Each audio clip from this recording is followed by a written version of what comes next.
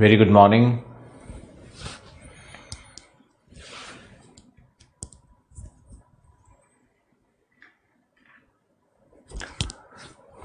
नमस्कार।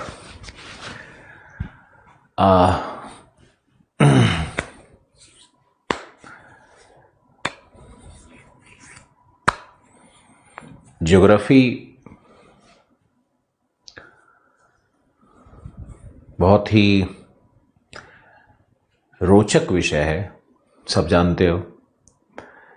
ज्योग्राफी की पृष्ठभूमि भौतिक विज्ञान में ही है, फिजिकल साइंस में ही है। और भौतिक विज्ञान और मानव विज्ञान को जो विषय जोड़े वो भूगोल है। एक बार आईएएस के इंटरव्यू में एक चेयरमैन साहब ने पूछा कि भूगोल क्या है, और भूगोल कोई रिसर्च बेस्ड सब्जेक्ट तो है नहीं, कोई बहुत बड़ा शोध कार्य तो नहीं करता है। भूगर्भ शास्त्र के सिद्धांत बने, ज्योग्राफर्स ने ले लिया। प्लेट टेक्टोनिक सिद्धांत मूलतः भूगोलवेत्ताओं का नहीं है, वो तो जियोलॉजिस्ट का है, भूगर्भ शास्त्रियों का है। तो आप जियोमॉर्फोलॉजी में ऐसा क्या पढ़ाओगे भाई? क्योंकि चट्टान और खनिज और प्लेट टेक्टोनिक्स, कॉन्टिनेंटल ड्रिफ्ट, ये सब कुछ तो हम लोग भूगर्भ शास्त्र में पढ़ा ही रहे हैं। तो आप क्या ऐसा विशिष्ट योगदान दे रहे हो? ये चैलेंज भूगोल के अगेंस्ट 1950s में भी, सेकेंड वर्ल्ड वॉर के बाद भी आया था। और भौगोलिक चिंतन में आपको हम ये कहानी बताएंगे कि भूगोल स्विट्जरलैंड में और कैलिफोर्नियन यूनिवर्सिटीज़ में और कैनेडियन यूनिवर्सिटीज़ में, वहाँ से इसको ड्रॉप आउट कर दिया गया as a research based subject. एक शोध के विषय के रूप में इसको हटा दिया गया था। लेकिन फिर भूगोल में एक मात्रात्मक क्रांति हुई और भूगोल में भी शोध शुरू हुए।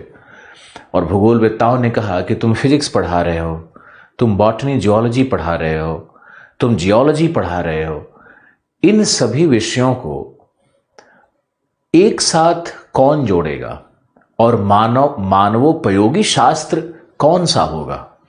समाज शास्त्र अलग पढ़ा रहे हो, समाज शास्त्र में तुम ट्राइब पढ़ा रहे हो, लेकिन ट्राइब को, उसकी संस्कृति को, उसकी प्रकृति से, उसकी भौतिक प्रकृति से कौन जोड़ेगा?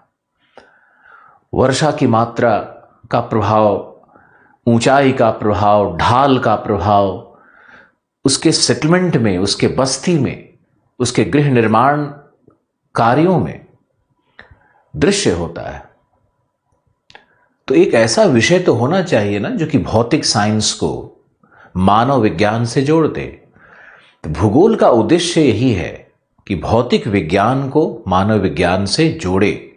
तो आज का पहला निर्देश आपके लिए कि जब भी आप भूगोल में आंसर राइटिंग करते हो या भूगोल के विषय को पढ़ते हो, तो शुद्ध रूप से उसको साइंस की तरफ नहीं लेकर के जाना है। और उसके जो मानवोपयोगी पक्ष हैं, उसमें जो मानव कल्याण के विषय हैं, वह भूगोलवेत्ताओं का विषय होता है। जैसे क्लाइमेटोलॉजी का प्रारंभ करने वाले हैं हम लोग, तो क्लाइमेटोलॉजी में, जलवायु विज्ञान में ये प्रयास करना कि क्लाइमेटोलॉजी एक मीटरोलॉजिकल साइंस है या फिजिक्स के कॉन्सेप्ट इसमें पढ़ने हैं, या जेट स्ट्रीम पढ़ने के क्रम में हम एंगुलर मोमेंटम को पढ़ेंगे, यह एक निरर्थक प्रयास है। और आपको पढ़ना है कि जेट स्ट्रीम का प्रभाव जलवायु पर कैसे होगा, जेट स्ट्रीम की अवस्थिति क्या होगी, जेट स्ट्रीम का निर्माण क्यों होता है, जेट स्ट्रीम का संबंध अल नीनो जैसी परिघटनाओं से कैसे इस्टैब्लिश किया जा रहा है, या कैसे ये पूरे विश्व के जलवायु में परिवर्तन करते हैं। तो ये सारे पक्ष एक भूगोलवेत्ताओं को पढ़ना होता है और पढ़ाना होता है। क्लास प्रारंभ करने के पहले उपदेश देना बहुत आवश्यक है, क्योंकि बहुत सारे छात्र जो भूगोल विषय को ज्वाइन करते हैं, उनके मन में ये एक अवधारणा होती है कि वो साइंस पढ़ने वाले हैं। आप साइंस नहीं पढ़ने वाले हो। आपको हम कोणीय संवेग नहीं पढ़ाने वाले हैं। समझा देंगे कि कोणीय संवेग क्या है, क्योंकि बिना कोणीय संवेग को समझे हुए आप जेट स्ट्रीम के मियांडरिंग को, उसके विसर्पण को नहीं समझ सकते हो। तो वो मेरा काम है एक शिक्षक का। लेकिन जब आप आंसर लिखने जाते हो और आप जेड स्ट्रीम पे एक उत्तर लिखोगे तो आपको जेड स्ट्रीम के वर्णन में एंगुलर मोमेंटम का वर्णन करना नहीं होता है, और नहीं एंगुलर मोमेंटम का वो ओमेगा और फॉर्मूला लगा करके और वो डायग्राम बनाने की कोई आवश्यकता नहीं होती है। आपको दिखाना होता है कि ग्लोब पर जेड स्ट्रीम किन अक्षांशों पर है और उनमें श्रृंग और गर्त, उनका क्रेस्ट और ट्रफ का निर्माण कैसे हो रहा है। तो भूगोल है क्या, उसको समझना बहुत ही आवश्यक है। भूगोल की आत्मा क्या है, जब तक उसके आत्मा तक नहीं पहुंचोगे तब तक आंसर राइटिंग की बात नहीं की जा सकती है। तो अगर आप बहुत शानदार उत्तर लिखना चाहते हो और बहुत अच्छा नंबर 300 प्लस नंबर लाना चाहते हो, तो पहले तो आपको पहला यही समझना होता है कि भूगोल एक साइंस नहीं है। साइंस के कुछ अवधारणाओं का हम प्रयोग अवश्य करेंगे और उसका प्रयोग करके उसको मानव कल्याण जैसे विषयों से जोड़ा जाता है। जैसे मौसम का अंडरस्टैंडिंग का मूल मंत्र क्या है, मूल उसका उद्देश्य क्या है? उसका उद्देश्य है मानव कल्याण। क्योंकि आप मौसमी दशाओं को समझते हो तो आप किसी भी तरह के क्लाइमेटिक डिजास्टर को समझ सकते हो, आप किसी भी तरह के कृषि पद्धति को भी आप समझ सकते हो, वर्षण कितना है, सनशाइन कितना है, एयर प्रेशर कितना है। तो क्लाइमेटोलॉजी का उद्देश्य भी अंत में जाकर के क्या होता है? मानव कल्याण। भूगर्भ शास्त्र एक विषय है, वो साइंस है। भूगर्भ शास्त्र में मानव कल्याण की भावना नहीं होगी। भूगर्भ शास्त्र एक रिसर्च बेस्ड सब्जेक्ट हो गया ना, शोध कर रहा है, वो वैज्ञानिक बन रहे हैं उसमें लोग। लेकिन भूगोलवेत्ता भूगर्भ शास्त्र में जो सिद्धांत आएंगे उनको पढ़ करके और मानवोपयोगी विषयों को उसमें जोड़ना, हमारे मानव के हित में कैसे उसका प्रयोग हो सकता है, उन सिद्धांतों का ये भूगोल विषय है।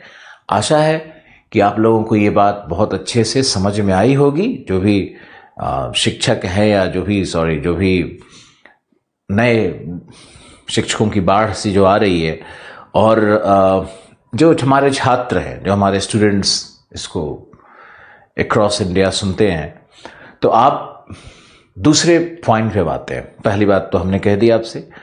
दूसरा ये है कि 300 नंबर लाने के लिए भूगोल में मैप्स एंड डायग्राम्स तो बनाना पड़ेगा। ये मैंने पहले भी आपको कहा था और पिछले क्लास में भी कहा था।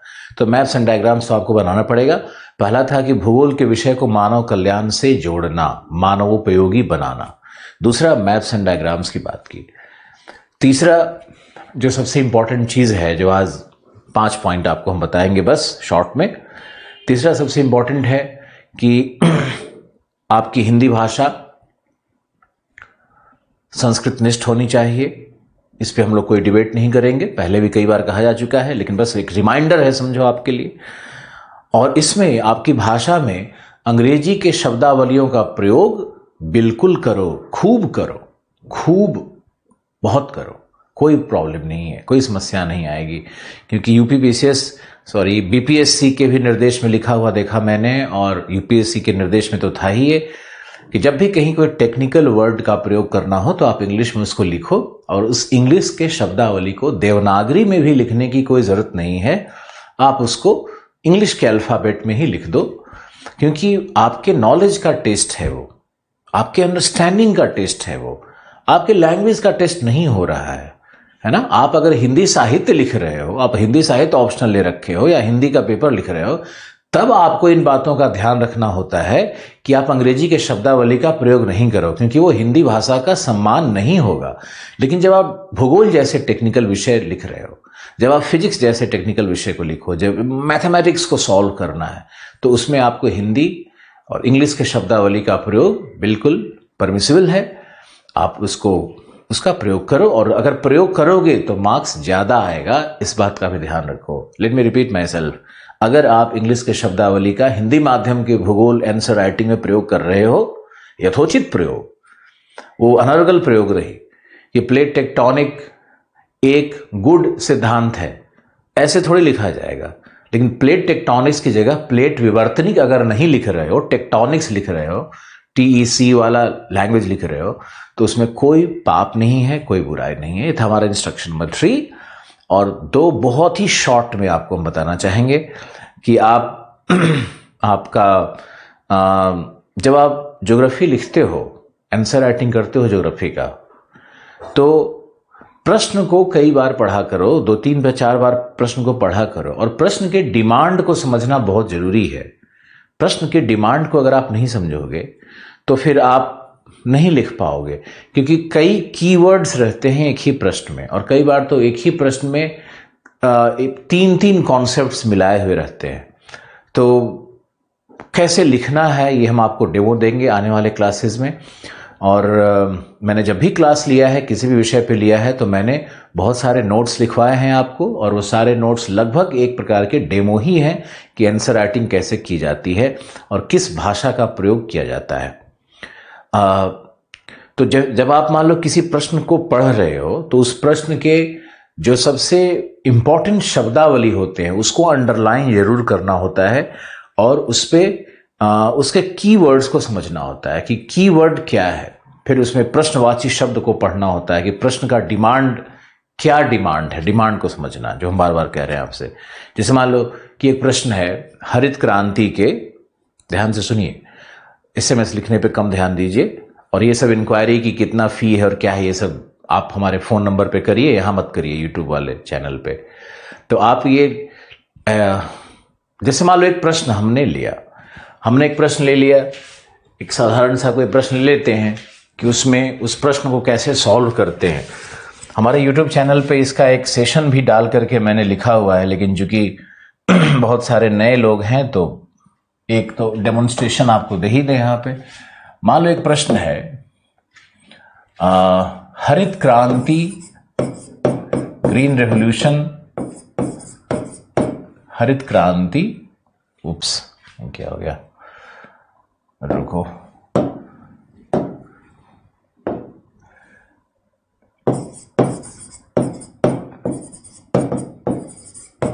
हरित क्रांति के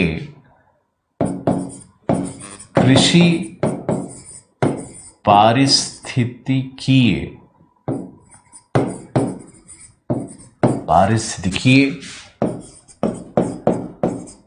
दुष्प्रभावों का पश्चिमोत्तर भारत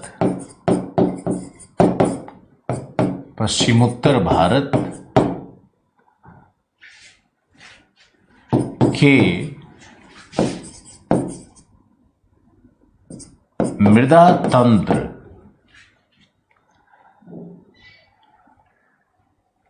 के संदर्भ में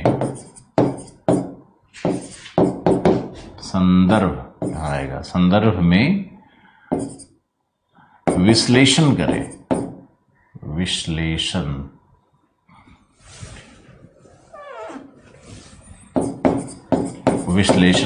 देखो एक प्रश्न मैंने लिया है, बहुत ही साधारण सा प्रश्न है, लेकिन इस प्रश्न में कई पेच हैं। सबसे पहले तो स्टूडेंट देखता है कि अरे ये हरित क्रांति से क्वेश्चन आ गया, स्टूडेंट खुश हो जाता है, यही गलती करना शुरू कर देता है। वो प्रसन्न हो गया कि हरित क्रांति से प्रश्न आ गया। फिर देखता है, वो देखता ही नहीं है कि इस प्रश्न का वास्तविक डिमांड क्या है। अब इस प्रश्न में तुम देखोगे तो प्रश्न पूछा है दुष्प्रभाव, और किस पर दुष्प्रभाव? मृदा तंत्र पर दुष्प्रभाव। वो भी कहां का? वो भी पश्चिमोत्तर भारत का, और वो भी कृषि पारिस्थितिकीय संदर्भ में। कृषि पारिस्थितिकी मतलब कृषि की उत्पादकता के संबंध में। अब देखो ये इस प्रश्न में कितने पेच हैं, और वो भी कहां का, जो मैंने जैसे दिखाया पश्चिमोत्तर भारत का। कितने शब्दावली हैं। अब इसमें एक और होता है विश्लेषण करें। मान लो यहीं पर लिख दे समाधान करें, ये भी देखना होता है कि क्या पूछा क्या है, प्रश्नवाची शब्द क्या है।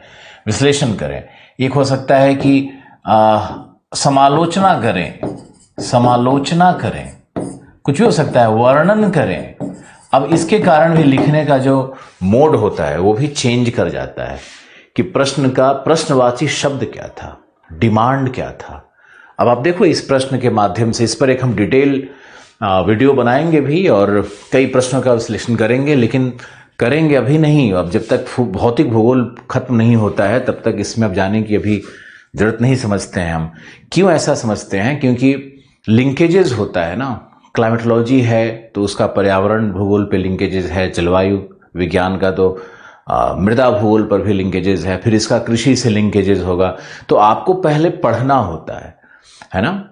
फिर जब आप पढ़ लेते हो तब आप लिंकेजेस ड्रॉ करके आंसर राइटिंग कर पाते हो भूगोल में। भूगोल ऐसा नहीं है कि आप कोई एक विषय उठा लिया, मान लो कोई हिंदी साहित्य है, समाज शास्त्र है या हिस्ट्री है, तो एक चैप्टर आपने 1857 की क्रांति उठा लिया तो बस वही हो गया। भूगोल में क्या है कि इतना लिंकेजेस है फिजिकल और ह्यूमन के बीच में कि उस लिंकेजेस को ड्रॉ करना बहुत जरूरी होता है। इसलिए भूगोल में कई बार आंसर राइटिंग कोर्स के साथ करना बहुत डिफिकल्ट हो जाता है, क्योंकि बहुत सारे आइडियाज आपको समझ में नहीं आएंगे कि मुझे लिखना क्या है। चलो, ये तो हुआ हमारा पॉइंट नंबर 4। पॉइंट नंबर 5 की हम बात करते हैं कि 300 नंबर कैसे लाया जाए। तो पहला मैंने क्या बताया आपको, भूगोल में मानव कल्याण की भावना, फिजिकल ह्यूमन को जोड़ना बहुत जरूरी होता है। उसको हम लोग कहते हैं इकोलॉजिकल अप्रोच। तो भूगोल में इकोलॉजिकल अप्रोच से आंसर राइटिंग करो। दूसरा हमने क्या कहा, maps, diagrams, flow chart, pie chart, सबका बार डायग्राम, किसी भी तरह का डायग्राम का, व्हील डायग्राम का बिल्कुल उचित प्रयोग करो। डेटा टेबल्स का प्रयोग करो, उचित है ये। क्योंकि ज्योग्राफी क्या है, जियोग्राफी, ग्राफिक्स, तो ग्राफिक्स तो प्रयोग करना ही है। Presentation of earth's facts with graphical methods. तो ये देखो, तीसरा हमने क्या बताया था आपको कि हिंदी भाषा कैसी होनी चाहिए, और हिंदी भाषा के साथ साथ इंग्लिश के शब्दावली का प्रयोग करना है। चौथा मैंने आपको बताया कि क्वेश्चंस को पढ़ना बहुत जरूरी है और क्वेश्चन के सारे की पॉइंट्स को देखना बहुत जरूरी है। यहां तक कि जैसे मान लो आप प्रश्न शुरू करते हो, आपने देखा हरित क्रांति, तो लोग सोचता है हरित क्रांति से प्रश्न आ गया। ये हरित क्रांति से प्रश्न नहीं है, ये हरित क्रांति के एक सब टॉपिक के भी सब टॉपिक से एक प्रश्न लिया गया है। तो आपको फीलिंग तो आएगा कि हाँ हम इस प्रश्न को कर सकते हैं, लेकिन एक्चुअली आप नहीं कर सकते हो, क्योंकि मृदा तंत्र में नॉर्थ वेस्टर्न यानी पंजाब, हरियाणा और राजस्थान का जो पार्ट है, वहां के मृदा में लवणीकरण कैसे हुआ, अम्लीकरण कैसे हुआ, क्षारीकरण कैसे हुआ, वाटर लॉगिंग की समस्या कैसे आई, जल जमाव की समस्या कैसे आई, वहां पर एसिडिफिकेशन कहां कहां पर हो गया, ये कितना स्पेसिफिक है, ये कितना विशिष्ट है।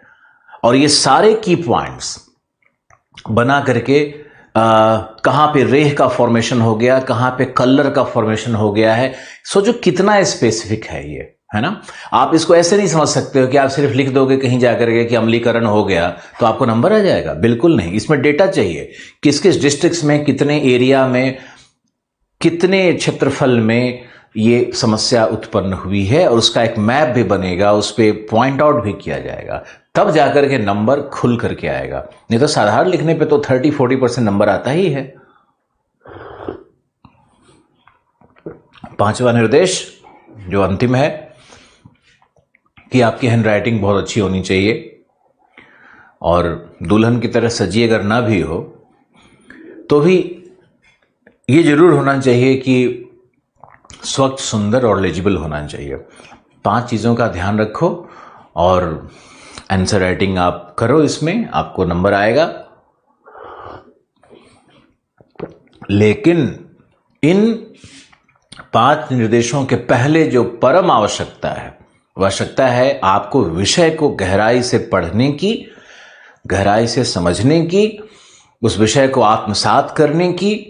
उस विषय को वर्तमान में क्या है कि भूगोल के हर विषय को ही पर्यावरणीय समस्या से जोड़ा जा रहा है। हर विषय में भूगोल के इन्वायरमेंटल कंसर्न्स हैं, तो हर विषय को मानव के साथ साथ पर्यावरण के साथ भी जोड़ करके उसको देखना है। और हर विषय में कहीं ना कहीं क्लाइमेट चेंज और ग्लोबल वार्मिंग की बात आ ही जा रही है। कोई ऐसा विषय है ही नहीं जहां पे, मान लो माइनिंग है तो माइनिंग से भी प्रश्न क्या पूछ दे रहा है, mining and impact on environment. हर चीज का लिंक वहीं जाकर के इस्टेब्लिश कर बना रहा है। तो आपको ध्यान रखना है कि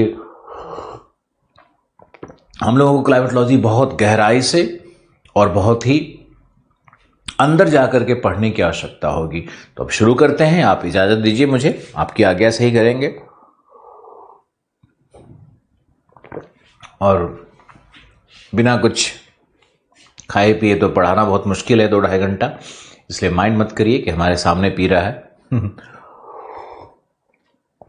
आपके पास भी लिबर्टी है कि आप भी अपना मोबाइल साइड में रखिए और कुछ गर्म ठंडा पानी पीजिए। 2-4 प्रश्न ले लेते हैं आपके।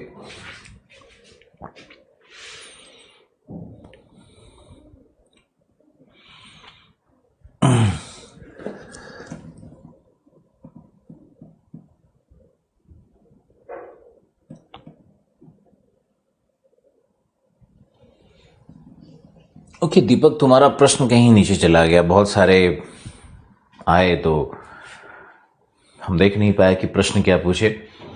और तुम लोग ना, सबसे पहले तो एक एलिमेंट होता है आईएएस बनने का, अधिकारी बनने का एक एलिमेंट होता है इंसान में, वो होता है धैर्य। और इम्पेशेंट नहीं हुआ करो, इतना जल्दी रिएक्टिव मत हुआ करो, इतनी जल्दी प्रक्रिया, इतनी जल्दी तुम्हारा खोपड़ी गर्म होना, इतनी जल्दी रिएक्ट करना, ये सब तो अच्छे गुण तो नहीं है। अम्ल उसी पात्र को जलाती है जिसमें रहती है। तो अगर एंगर से बड़ा कोई अम्ल नहीं है, क्रोध एक अम्ल की तरह है। तो क्रोध, ऐसा किसी ने कुछ लिखा नहीं है, लेकिन बस वैसे ही युवा हो ना, युवा तन में, युवा मन में बहुत आग होता है। तो ये बात हम भी समझते हैं, लेकिन बहुत ही पेशेंस से, बहुत ही धैर्य से सुनना चाहिए।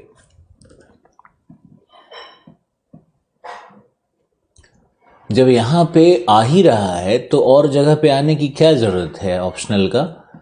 और ऑप्शनल का जो प्राइस होगा ना, वो जहां भी तुम जाओगे वो एक ही मिलेगा। इसलिए कहीं भी आप लोग इस अवधारणा से बाहर निकल जाओ।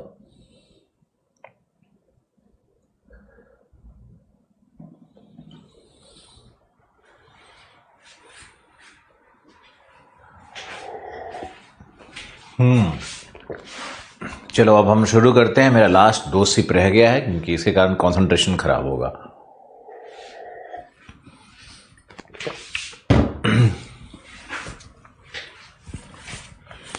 आंसर राइटिंग पे ना बहुत मेहनत करने की आवश्यकता होगी, लेकिन आंसर राइटिंग का पहला स्टेप क्या है?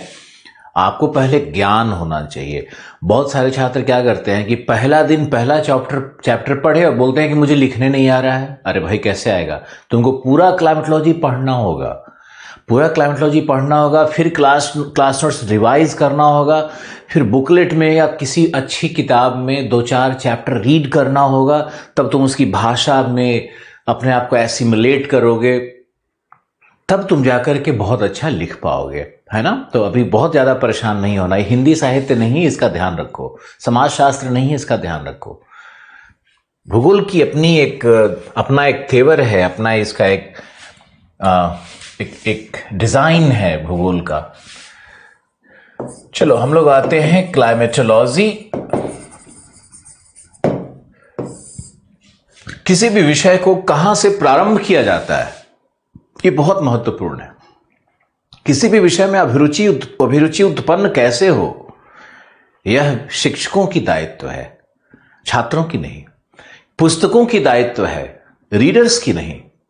तो आपके अंदर में कैसे इंटरेस्ट उत्पन्न हो, इसके लिए तो सबसे पहले जानना होगा कि क्लाइमेटोलॉजी विषय है क्या, और क्लाइमेटोलॉजी शब्द का निर्माण कैसे हुआ है, क्लाइमेटोलॉजी के फादर कौन है, क्लाइमेटोलॉजी की शाखाएं प्रतिशाखाएं क्या है। तो पहले हम लोग उस विषय से एक बार इंट्रोड्यूस हो जाते हैं, फिर हम लोग उसमें देखेंगे कि क्लाइमेटोलॉजी की परिभाषा क्या है, इसकी डेफिनेशन क्या है, परिभाषा क्या है क्लाइमेटोलॉजी की। फिर हम लोग देखेंगे कि इसका नेचर एंड स्कोप क्या है, नेचर एंड स्कोप क्या है, इसकी प्रकृति और इसके क्षेत्र क्या है, प्रकृति एवं क्षेत्र क्या है। और फिर इसमें देखेंगे कि इसमें रेफरेंसेस क्या है, आपको आखिर क्या पढ़ना चाहिए। और इसमें बहुत इंपॉर्टेंट है कि आप शुरू कहां से करें, हाउ टू बिगिन, आप क्लाइमेटोलॉजी कहां से शुरू करें। अब आपको एक वचन दे रहे हैं, शब्द दे रहे हैं अपना, कि आपको किसी भी पुस्तक को पढ़ने की आवश्यकता नहीं होगी अगर आप क्लास बहुत अच्छे से अटेंड कर रहे हो तो। और क्लास में ही नोट्स सारे लिखवाए जाएंगे, और आपके ऊपर में कभी थोपा नहीं जाएगा कि आंसर राइटिंग आपको करनी है। हम पूरा का पूरा ऑप्शनल क्लास में समझा करके डिस्कस करके, डांट फटकार करके, चिल्ला करके, और अंत में सब कुछ लिखवा करके ही जाना है मुझे, ताकि मुझे पता है ना कि ये जो नोट्स गए, आपके नोट्स जो आपके बने हैं, नोट्स आपने जो शब्द लिखे, वो शब्द आपके साथ रह जाएंगे, और 6 महीने बाद, 1 साल बाद, 2 साल बाद भी आपको नोट्स ही काम आने वाला है, न कि हमारे द्वारा दिया गया भाषण। तो भाषण देना और समझाना, ये उस तत्क्षण लगता है, ऐसा लगता है कि हाँ चलो मेरे समझ में आ गया, he is a very nice teacher. लेकिन क्या होता है कि समझाना तो बहुत आसान है, समझा दिया, डायग्राम दे दिया, घुमा दिया चारों तरफ, ओके तुम समझ भी लिए, लेकिन उसका उत्तर कैसे लिखोगे, उस पर कैसे प्रश्न आएगा, उन प्रश्नों का डिजाइन कैसे है, और तुम क्या समझ करके कैसे मैनिपुलेट करके लिखोगे, इसकी ट्रेनिंग होनी चाहिए। और आंसर राइटिंग करना इसीलिए बहुत जरूरी होता है, इसीलिए क्लास में लिखना बहुत जरूरी है। तो आप लोग हमारे डिक्टेशन से कई बार लोग परेशान हो जाते हैं कि अरे सर आप समझा के निकल जाओ ना, आप समझा दो ना, तो मेरा कुछ नहीं जाता है, क्योंकि बहुत सारे बच्चों की लैंग्वेज अच्छा होता है, मानते हैं हम, बहुत लोग बुकिश नॉलेज भी रखते हैं, माना है मैंने, लेकिन फिर भी बहुत सारे ऐसे स्टूडेंट भी तो होते हैं ना जिनको कि लैंग्वेज का भी बहुत ज्ञान नहीं होता है। तो हम तो एज ए टीचर उन सभी बच्चों का ख्याल रखेंगे, उन सभी छात्रों का ख्याल रखेंगे जिनका कोई बैकग्राउंड नहीं है, जिनकी भाषा भी अच्छी नहीं है, उनमें बस उत्साह है, उनमें बस लालसा है सीखने की। तो जो उत्साहित लोग हैं, जो लालसा है जिनमें ज्ञान को ग्रैब करने की एक उत्कंठा बन गई है, ये व्यक्ति बहुत ऊपर जाते हैं, ये मुझे मालूम है। और कई बार लोग जो ज्ञान विदग्ध होते हैं, वो लोग अपने अहंकार के कारण ही अपना नाश करते रहते हैं, उनको पता भी नहीं चलता है। इसलिए सबसे पहले एक विनम्र और मधुर व्यक्ति होना एक बहुत इंपॉर्टेंट क्राइटेरिया है जीवन में सफल होने के लिए। अब देखो डेफिनेशन क्या है, सबसे पहले चलते हैं कि क्लाइमेटोलॉजी शब्द बना कैसे है, डिराइवेशन क्या है इसका। क्लाइमेटोलॉजी शब्द बना है 2 शब्दों से, पहला है क्लीमाटा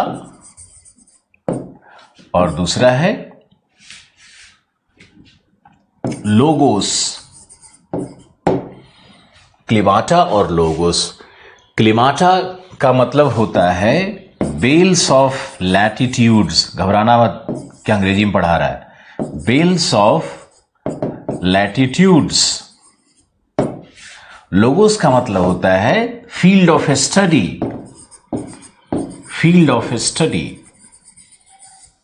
या फील्ड ऑफ साइंस या साइंटिफिक स्टडी, आप जैसा मन करे आप इसका अर्थ निकालो। अब यहां देखो, क्लाइमेटोलॉजी 2 शब्द से बना है, बेल्स ऑफ लैटिट्यूड्स। अब आपको हम दिखाते हैं कि ये ग्लोब है, ये हमारा विश्वत है, ये हमारा नॉर्थ पोल है और ये हमारा साउथ पोल है। कोई कष्ट, ग्लोब मैंने लिया है और इस ग्लोब में ये जो यहां एक पट्टी मैंने लगाई 75 डिग्री अक्षांश की, फिर ये मैंने यहां पर एक लगा दिया 60 डिग्री अक्षांश का। अब एक मैंने यहां ले लिया 30 डिग्री अक्षांश का, अलग अलग डिजाइन बना लेते हैं। और फिर नीचे भी ऐसे ही प्रोग्रेस कर सकते हैं हम लोग, लेकिन इतना ज्यादा डिटेल अभी नहीं कराना आपको। तो ये जो 90 to 75 है, यहां देखो, ये जो 90 to 75 का अक्षांश है, इसमें तो कई अक्षांश आए ना, इसमें कई अक्षांश आए, 75, 76, 77, 78, 79 है ना, 90 इतने अक्षांश आए। तो ये अक्षांशों का एक समूह है, और बेल्स का मतलब वही होता है समूह, तो अक्षांशों का समूह है। तो क्लाइमेटोलॉजी में क्लीमाटा शब्द का अर्थ है अक्षांशों का समूह, उन अक्षांशों का समूह जहां पर जलवायविक तत्व सदृश होते हैं, जलवायविक तत्व सदृश होंगे। अब जलवायविक तत्व का अर्थ क्या है, इसका अर्थ देखो क्या होगा, वहां वर्षा की मात्रा, वहां वायु दाब का प्रकार, वहां पवन की दिशा, वहां सूर्यातप की मात्रा, बहुत सारा हो सकता है, वहां का तापमान। अब देखो कितने सारे एलिमेंट्स हो गए, ध्यान से देखो। बेल्स ऑफ लैटिट्यूड का मतलब क्या हुआ? क्लिमाटा का मतलब क्या हुआ? Belts of latitude. Belts of latitude मतलब समूह, अक्षांशों का एक समूह। अब अक्षांशों के समूह का वैज्ञानिक अध्ययन क्लाइमेटोलॉजी है। अक्षांशों के समूह का अध्ययन क्यों किया जा रहा है? क्योंकि उस समूह पर जो जलवायु तत्व हैं वो सदृश हैं, एक समान हैं, होमोजेनस हैं। तो ये यहां पर हमने देखा कि 75 to 90 के बीच में जलवायु तत्व, जैसे तापमान एक जलवायु तत्व है, क्लाइमेटिक एलिमेंट है। पवन की दिशा, विंड डायरेक्शन, दाब, एयर प्रेशर, वर्षा, वर्षण लिख सकते हो, वर्षण, वर्षा से अलग शब्द है वर्षण। जब हम लोग बोलेंगे वर्षा तो रेनफॉल, रेनफॉल हो गया। बोलेंगे वर्षण तो उसका मतलब होता है प्रिसिपिटेशन, और वर्षण के अंतर्गत हिम वर्षा भी सम्मिलित होगी, सहिम वर्षा भी सम्मिलित होगी, स्नोफॉल, स्लीट, इस तरह का राइम, ग्रोपेल्स, इस तरह के सारे जो भी ऊपरी वायु से, ऊपरी वायु संस्तर से जो नीचे जो मॉइस्चर गिर रहा है उसको हम लोग वर्षण कहते हैं। फिर होगा सूर्यातप की मात्रा, सूर्य से आने वाले उष्मा ऊर्जा की कुल मात्रा। तो इस तरह से ये हमारे क्लाइमेटिक एलिमेंट्स बन जाते हैं। अब ऐसे समझो कि जहां भी जिन अक्षांशीय समूहों पर क्लाइमेटिक एलिमेंट्स लगभग एक समान होंगे वहां की जलवायु एक रूप होगी। और ग्लोब को क्लाइमेटोलॉजी क्या करता है? पूरे ग्लोब को कई जलवायु पट्टियों में बांटता है, कई जलवायु प्रदेशों में बांटता है, और कई जलवायु प्रदेश में बांट करके क्लाइमेटोलॉजी का उद्देश्य है कि उस जलवायु प्रदेश का अध्ययन करना, और उस जलवायु प्रदेश के अंतर्गत सिर्फ क्लाइमेटिक एलिमेंट्स को ही नहीं पढ़ना। क्लाइमेटिक एलिमेंट्स मतलब वहां की वर्षा, वहां का सूर्यातप का मात्रा इत्यादि। तो जलवायु विज्ञान का उद्देश्य है कि पूरे ग्लोब को पहले तो जलवायु प्रदेश में बांट देगा, फिर जलवायु प्रदेश के अंतर्गत वहां के जलवायु तत्वों का अध्ययन करेगा, और उस जलवायु तत्व का वहां के मृदा पर क्या प्रभाव है, वनस्पति पर क्या प्रभाव है, क्रॉपिंग पैटर्न पर क्या प्रभाव है, पारिस्थितिकीय क्या प्रभाव है, और अंत में मानव पर क्या प्रभाव है, ये जलवायु विज्ञान की मुख्य धारा होगी। हम लोगों का उद्देश्य जलवायु विज्ञान पढ़ने का ये नहीं हो सकता है कि वर्षा में जो रेट ऑफ कॉन्डेंसेशन है, उस रेट ऑफ कॉन्डेंसेशन में जो लैटेंट हीट निकल रही है उसकी कितनी औसत मात्रा होगी, और 10 ग्राम वाटर वेपर में 10 ग्राम वाटर ड्रॉपलेट जो वाटर वेपर बनेगा उसमें कितना अमाउंट है लैटेंट हीट का, ये हमारा कर्तव्य नहीं है, ये मेट्रोलॉजिकल साइंस का कर्तव्य है। और वो लोग यही रिसर्च करें, वो लोग ये कैलकुलेशन करें, वो लोग ये फैक्ट रटे। हमारा उद्देश्य है कि सूर्यातप का प्रभाव क्या होगा, सूर्यातप कितनी मात्रा में आ रही है और उसका प्रभाव क्या होगा। ये जो प्रभाव है ना, ये हमारे क्लाइमेटोलॉजी का विषय होगा। अल नीनो से भी जब प्रश्न देखोगे तो अल नीनो की क्रियाविधि नहीं पूछता है ज्यादा, अल नीनो का प्रभाव पूछता है। तो आप समझो भूगोल की आत्मा क्या है, आप समझो कि जलवायु विज्ञान की आत्मा क्या है। जब जलवायु विज्ञान से शुरू किया है तो पहले इसकी आत्मा को ही देखते हैं, आगे चलते हैं। तो हमारे क्लाइमेटोलॉजी का अर्थ क्या निकला? क्लिमाटा प्लस लोगोस। क्लिमाटा का मतलब बेल्स ऑफ लैटिट्यूड्स। अब यहां देखो, ये डेफिनेशन पे आते हैं। अब मैंने अर्थ तो आपका समझा दिया, डेफिनेशन क्या है जलवायु विज्ञान का आपको अब लिखना होगा। आप प्लीज इसको लिखिए कि डेफिनेशन क्या है। लिखिए, लिखिए, जलवायु विज्ञान, जलवायु विज्ञान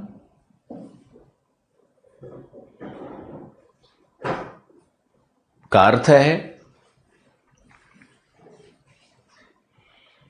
पृथ्वी के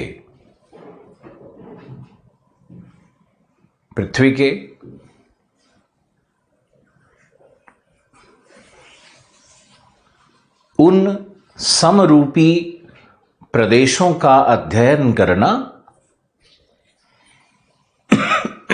समरूपी होमोजेनस प्रदेशों का अध्ययन करना जहां मौसमी तत्व जैसे वर्षण, तापमान,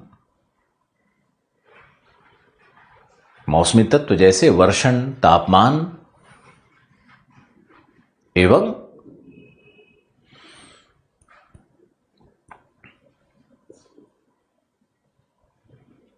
वायुदाब, जो भी आप लिखना चाहो, पवन तंत्र, सापेक्षिक रूप से रिलेटिवली सदृश होते हैं, रिलेटिवली सदृश होते हैं।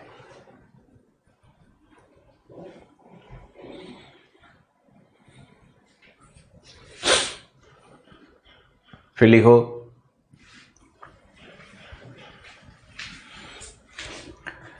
जलवायु तंत्र का पारिस्थितिकीय प्रभाव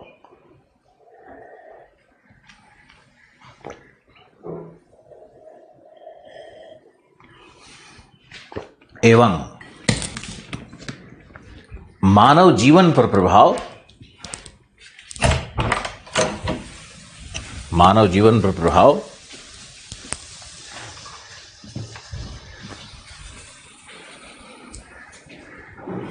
जलवायु विज्ञान को नई दिशा दे रही है।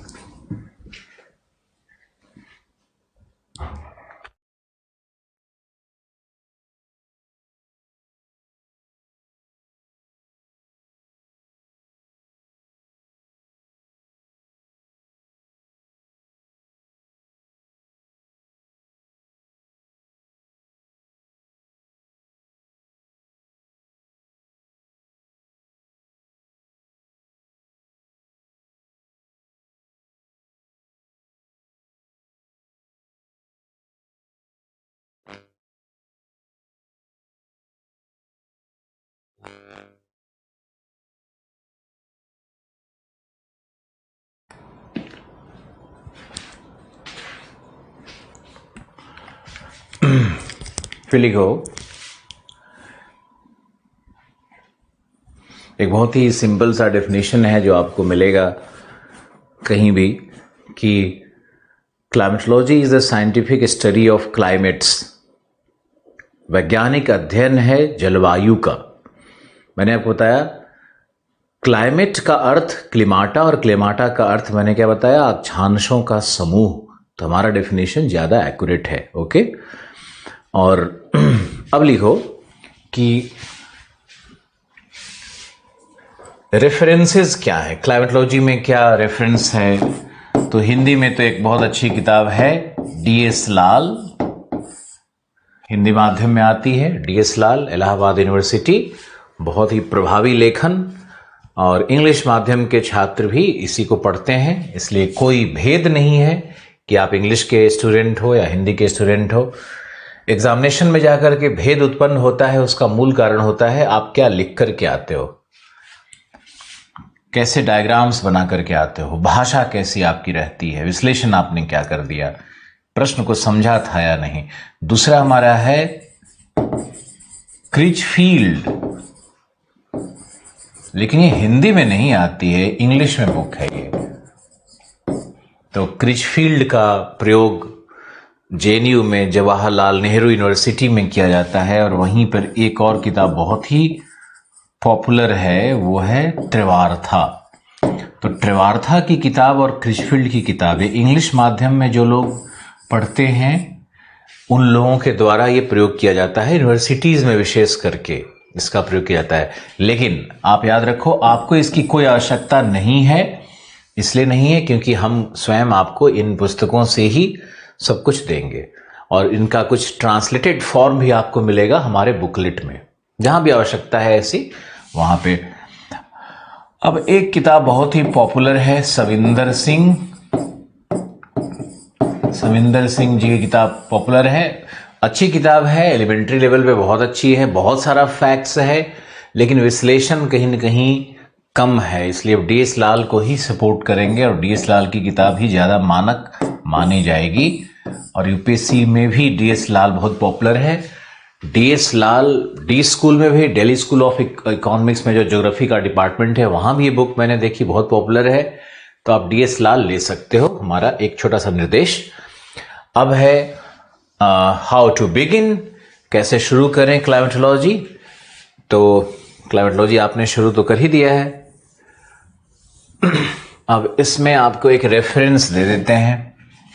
हिंदी माध्यम में तो हिंदी माध्यम में आपको क्या करना होगा कि NCERT बहुत सिंपल सा है, क्लास 11 ओल्ड और फिर NCERT क्लास 11 न्यू। इन दोनों में दोनों NCERT को पढ़ना है आपको, एक को नहीं पढ़ना है। न्यू वाले को तो पढ़ना है, बिल्कुल पढ़ना है, न्यू वाला सबसे पहले पढ़ना है। लेकिन न्यू NCERT पढ़ने के बाद आपको ओल्ड NCERT में भी क्लाइमेटोलॉजी के चैप्टर्स को पढ़ना है। ऐसा नहीं करना है कि नई NCERT में आप पहले पेज से पढ़ना शुरू कर दो, बिल्कुल नहीं। पहले पेज में जाओगे तो वो तो भू आकृति विज्ञान है, वो तो बिग बैंग थ्योरी से शुरू करेगा, वहां से नहीं पढ़ना आपको। आपको देखना है कि कहां से जलवायु विज्ञान किस चैप्टर से शुरू हो रहा है। शायद 5वां 6ठा ऐसा कोई चैप्टर होगा जहां से जलवायु विज्ञान प्रारंभ माना जाएगा, या यूनिट्स में बनाया हुआ है, यूनिट 1, यूनिट 2, यूनिट 3 ऐसे करके बनाया है फिजिकल ज्योग्राफी को। तो फिजिकल ज्योग्राफी के 4 यूनिट्स होते हैं, भू आकृति विज्ञान, जलवायु विज्ञान, समुद्र विज्ञान और इकोलॉजी, पर्यावरण, ये 4 यूनिट्स होते हैं। तो 4 यूनिट में ही NCERT आपको शायद आपको मिलेगा, जिसमें आप सेकेंड यूनिट क्लाइमेटोलॉजी को पढ़ना शुरू करो। कैसे पढ़ेंगे? पहले 11th न्यू को पढ़ना है, उसके बाद ओल्ड पे जाएंगे, क्योंकि ओल्ड है ना ये ज्यादा गहरा है और गहराई से लिखा हुआ है। तो न्यू वाले पढ़ने के बाद क्या होगा कि आप फैक्चुअली समझ जाओगे करना क्या है, टॉपिक्स क्या है। और ओल्ड में पढ़ोगे तो उसका काफी डिटेल मिलता है। अगर मेरी बात मानी जाए तो मेरे क्लास नोट्स और ये 2 NCERT का कॉम्बिनेशन आपके हर नीड को खत्म कर देगा। और इसमें करना क्या होता है कि स्मार्ट स्टूडेंट क्या करता है कि आजकल पुस्तकों की जगह वो इंटरनेट पे सर्फिंग कर लेगा, और इंटरनेट पे जा करके वो कहीं ना कहीं, जैसे ब्रिटानिका इंसाइक्लोपीडिया है, तो इस तरह के ब्रिटानिका इंसाइक्लोपीडिया, विकीपीडिया में तो बहुत सारा अच्छा मैटर नहीं है, लेकिन ब्रिटानिका इंसाइक्लोपीडिया है तो वहां जाओगे ऑथेंटिक बैटरी मिलेगा, या बहुत सारे आर्टिकल्स मिल जाते हैं। आप जाओगे वहां तो उस टॉपिक से संबंधित उसमें से कुछ चीजों को निकालना, ये एक रियल स्मार्ट वर्क है और आपको ये करना चाहिए, ना कि बड़ी बड़ी मोटी मोटी पुस्तकों को लेकर के बैठ करके। वो बहुत बोरिंग भी है, इतना कर भी नहीं पाओगे। चलो ओके, तो ये हमारा है हाउ टू बिगिन क्लाइमेटोलॉजी। अब चलते हैं और सबसे पहले विषय कैसे शुरू होगा क्लाइमेटोलॉजी का उसको देखते हैं। तो पहले होगा डेफिनेशन ऑफ, परिभाषा। किसकी परिभाषा? वायुमंडल क्या है? वायुमंडल क्या है? फिर होगा उत्पत्ति, निर्माण किसका? वायुमंडल का निर्माण कैसे हुआ और कितने चरण में हुआ? वायुमंडल का निर्माण, उत्पत्ति कैसे हुआ और कितने चरण में हुआ? फिर हम लोग आएंगे कॉम्पोजिशन, वायुमंडल का संगठन क्या है, किन किन गैस, किन किन ठोस, इसमें सब कुछ होता है। वायुमंडल के संगठन में ठोस भी है, ऐसा नहीं कि सिर्फ गैस ही है, गैस तो खैर है ही, और इसमें द्रव की मात्रा भी होगी। तो ये तीनों मिलकर के वायुमंडल का निर्माण करते हैं। संगठन क्या है, यानी कॉम्पोजिशन क्या है। उत्तर प्रदेश और बिहार PCS के एग्जामिनेशन में ये बिल्कुल पूछा जाता है, हरियाणा PCS भी पूछता है इस तरह के प्रश्न को। और अब देखो ये है डी है स्ट्रक्चर, यानी संरचना क्या है, वायुमंडल की संरचना क्या है, एटमॉस्फेरिक स्ट्रक्चर क्या है, एटमॉस्फेरिक स्ट्रक्चर क्या है। तो ये ऐसे शुरू करना होगा जलवायु विज्ञान में, टॉपिक वाइज नीचे की तरफ ऐसे ही हम लोग बढ़ते रहेंगे। और संरचना जब पढ़ लेंगे तो संरचना में ही फिर हमारा आ जाएगा, बहुत सारा छोटा छोटा टॉपिक निकलने लगता है। जैसे मान लो इसमें आप पढ़ोगे क्षोभ मंडल। अब क्षोभ मंडल पढ़ने के क्रम में हम लोग पढ़ने लगेंगे कि लैप्स रेट क्या है, यहीं पे शुरू हो जाएगा। लैप्स रेट क्या है, ऐसे ही हम लोग धीरे धीरे करके ग्रो करने लगेंगे। लैप्स रेट क्या है, यानी ह्रास दर क्या है, ह्रास दर क्या है। अब ह्रास दर से संबंधित होता है इन्वर्जन ऑफ टेम्परेचर, ये कॉन्सेप्ट बनेगा। ह्रास दर जब पढ़ लेंगे तो उसी से एक रिलेटेड कॉन्सेप्ट है इन्वर्जन ऑफ टेम्परेचर, तो इन्वर्जन ऑफ टेम्परेचर को पढ़ा जाएगा। फिर इन्वर्जन ऑफ टेम्परेचर को अगर हमने पढ़ लिया, तब हम लोगों को पढ़ना होगा कि फॉग का फॉर्मेशन कैसे होता है। अब देखो कैसे सब्जेक्ट लिंक होते चला जाता है। जब तक कि आप क्षोभ मंडल को नहीं जानोगे, आप लैप्स रेट नहीं समझ सकते हो। लैप्स रेट समझने के बाद आप इन्वर्जन ऑफ टेम्परेचर यानी तापमान की विलोमता, तो तापमान की विलोमता पे आपको जाना होगा। अब तापमान की विलोमता को जब आप अच्छे समझ लोगे, तब आप फॉग यानी कुहासा और कुहरा और मिस्ट और धुंध ये सब कैसे बनता है उस विषय पे आप जा सकते हो। फिर फॉग का लिंक हो जाएगा कि भाई इसका लोकल मौसम पे, स्थानीय मौसम पर क्या प्रभाव होता है, मौसम पर क्या प्रभाव पड़ता है। और फॉग से ही कॉन्सेप्ट निकलेगा ड्यू का। ड्यू यानी ओस कण, ओस कण कैसे बनते हैं। अब देखो कैसे इंटर रिलेटेड साइंस है ज्योग्राफी। और मौसम का जब आप अध्ययन करोगे तो ये प्रश्न आईएएस में आया हुआ है कि इन्वर्जन ऑफ टेम्परेचर से मौसम पर क्या प्रभाव पड़ता है। इन्वर्जन ऑफ टेम्परेचर कितने प्रकार के होते हैं और अलग अलग प्रकार का अलग अलग मौसमी दशाओं पर प्रभाव क्या है, ये प्रश्न पूछा हुआ है। आपको मैंने पहले भी कहा कि ज्योग्राफी साइंस जैसा है पर साइंस नहीं है। ज्योग्राफी की आत्मा में क्या है कि मानव पर प्रभाव कैसे उत्पन्न कर रहा है, वो मानव को प्रभावित कैसे कर रहा है वो। तो ये आपको ऑलवेज देखोगे कि जो भी प्रश्न यूपीएससी पूछती है उसमें भौगोलिक तत्वों का, जलवायु तत्वों का, पर्यावरणीय तत्वों का या सामाजिक तत्वों का, सांस्कृतिक तत्वों का, धर्म का, कुछ भी, जनसंख्या वृद्धि का, पर्यावरणीय अवनयन का, फ्लड का, ड्राउट का, सबका मानव पर प्रभाव क्या है, ये भूगोल की आत्मा है। और आज आपने अगर भूगोल की इस आत्मा को स्पर्श कर लिया, उसका अनुभव कर लिया कि मुझे करना क्या है ज्योग्राफी में, प्रश्न कहां जाएंगे, वो तब आप एक बहुत अच्छा स्टूडेंट हो ज्योग्राफी के, और आप ज्योग्राफी में बहुत अच्छा नंबर भी लाने लगोगे। तो देखो ये इस तरह से लिंक्ड होगा सब कुछ। और डेफिनेशन, उत्पत्ति, अभी हम इस पे आते हैं, हमारा क्लास तो शुरू हो ही गया है। अब यहाँ पे आते हैं, वायुमंडल की परिभाषा क्या है, वायुमंडल की उत्पत्ति क्या है, आपको समझाते हैं। लेकिन पहले कुछ प्रश्न आपके लेंगे जो लगातार आप लिख रहे हो।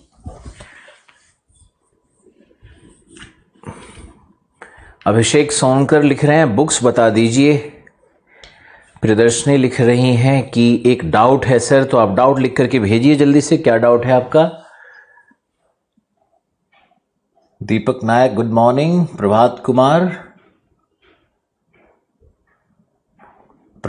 कह रहे हैं कि 66वीं बीपीएससी के लिए कोई क्रैश कोर्स लेकर के आइए sir. Target geography optional batch crash course लेकर के। मुझे इस तरह का कभी, मैं बहुत ही डिटेल, बहुत ही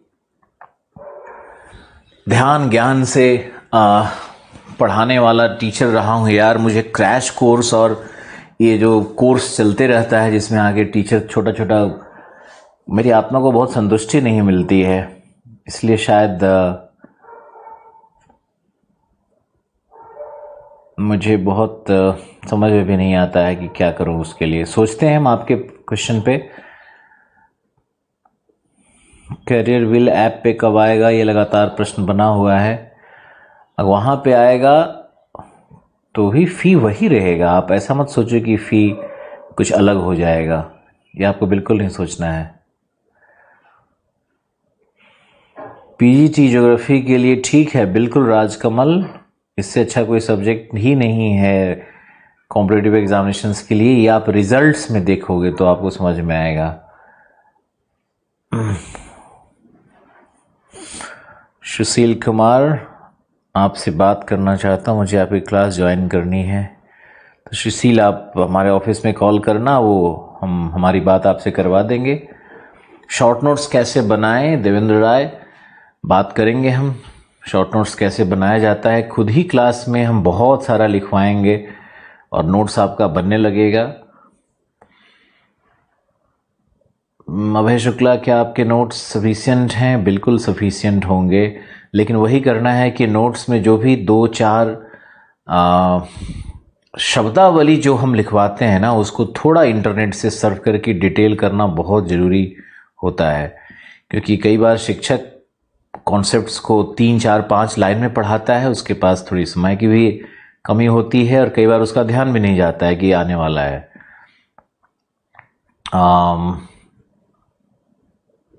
राम रतन यादव,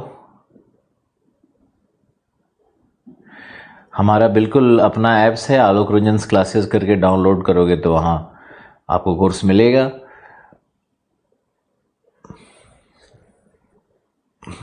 क्लाइमेट नहीं समझ में नहीं है, क्या लिखे हो अर्जुन? अभी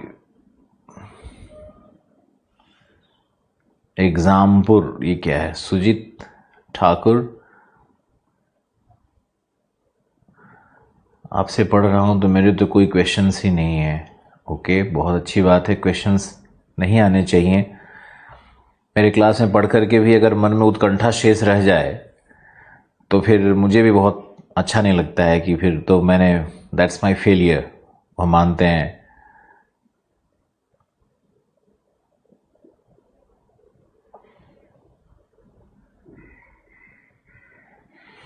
न्यू बैच आज से हो रहा है। आप फर्स्ट ईयर के स्टूडेंट हो तब भी आप पढ़ सकते हो, ज्वाइन कर सकते हो। यूपीपीसीएस के कैलेंडर से हमारे क्लास शेड्यूल में कोई परिवर्तन नहीं होगा। अजय कुमार शुक्ला,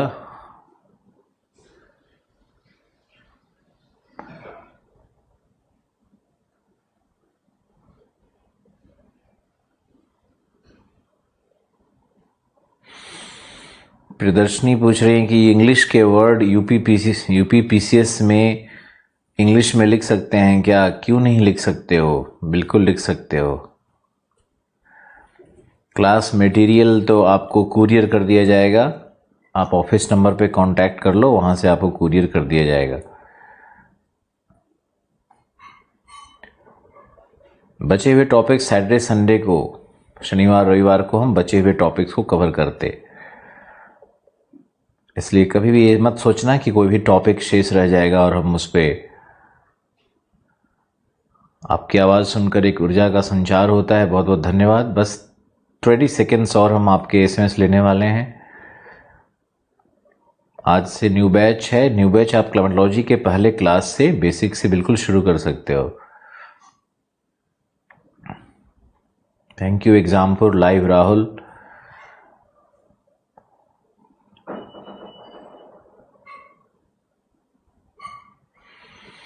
बिल्कुल पीटी के लिए यूजफुल होगा। क्लाइमेटोलॉजी एक ऐसा विषय है ना जो कि पीटी मेन सब में बहुत ही यूजफुल होता है। आप इस तरह, मतलब कोई भी इंक्वायरी हो तो ऑफिस के नंबर पे एक बार बात कर लो। बिल्कुल ज्योग्राफिकल थॉट पढ़ाएंगे, क्यों नहीं पढ़ाएंगे। ज्योग्राफिकल थॉट पढ़ाने में ही तो मज़ा आता है। एनसीईआरटी नहीं समझ में आ रही है ना, तो यहाँ समझ में आ जाएगी। हमारे क्लास के साथ साथ एनसीईआरटी को पढ़ना है, और एनसीईआरटी कई बार अकेले पढ़ने में समझ में नहीं आती है। 2021 में यूपीएससी का प्रीलिम देना है।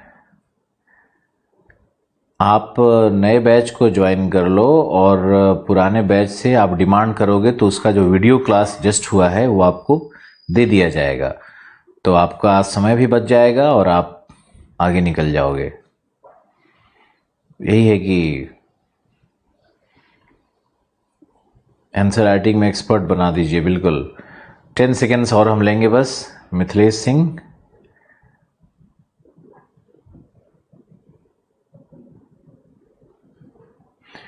Fees too much only for 3 to 4 months। एक तो ये क्लास जो हमारा ज्योग्राफी का है, ये 3 to 4 months का नहीं होता है, ये 5 से 6 महीने कम से कम क्लास चलेगा। और इसमें टेस्ट वेस्ट सब कंडक्ट करने का प्रोग्राम है। आप ऐसा कर सकते हो ना भाई कि आपको अगर मर्सिडीज पसंद नहीं है तो आप मारुति में चलो, क्या जरूरत है लेने का, आप मर्सिडीज मत लो।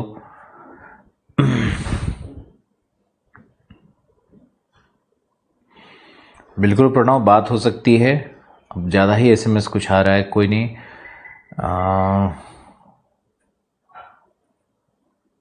बीपीएससी मेंस का ज्योग्राफी और आईएएस के मेंस का ज्योग्राफी में कोई अंतर नहीं होता है। आईएएस वाले में ज़्यादा पढ़ना पड़ता है, बहुत ज़्यादा। तो ऐसा कुछ नहीं है, आप बीपीएससी के लिए तैयारी कर रहे हो, कुछ भी कर रहे हो, ज्योग्राफी के लिए जीआरएफ दे रहे हो, टीचर्स वाला है, प्रोफेसरशिप वाला है, कुछ भी है, अब सब की तो एक कॉम्प्रिहेंसिव कोर्स है।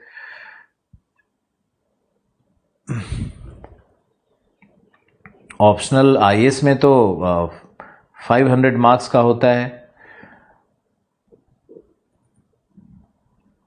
फी का इंक्वायरी तो आप करो वहाँ हमारे ऑफिस से। पीटी के पहले बिल्कुल हो जाएगा प्रद्युम्न, तुम इसकी बिल्कुल चिंता मत करो, क्योंकि आने वाले समय में 2021 के लिए यूपीएससी का स्ट्रेटजी बताएं। पीटी का स्ट्रेटजी 2021 के लिए क्या करना है ना, ये हम 20-25 जनवरी के बीच में एक बनाने वाले हैं, ओपन क्लास लेने वाले हैं कि कैसे करना है इसको। बैच लेने के लिए आलोक रंजन आईएएस को डाउनलोड करो, आलोक रंजन क्लासेस को डाउनलोड करो। बस हमारे इंटरेक्शन का टाइम खत्म हो गया और अब फिर लास्ट में 1 घंटे बाद फिर से इंटरेक्शन करेंगे, आपके एसएमएस को देखेंगे। अब आप इसको पढ़िए। वायुमंडल की परिभाषा क्या है? लिखो वायुमंडल की परिभाषा क्या है। लिखो, वायुमंडल गैसों का आवरण है। गैसों का आवरण है जो पृथ्वी की गुरुत्वाकर्षण से, जो पृथ्वी के गुरुत्वाकर्षण से आबद्ध है।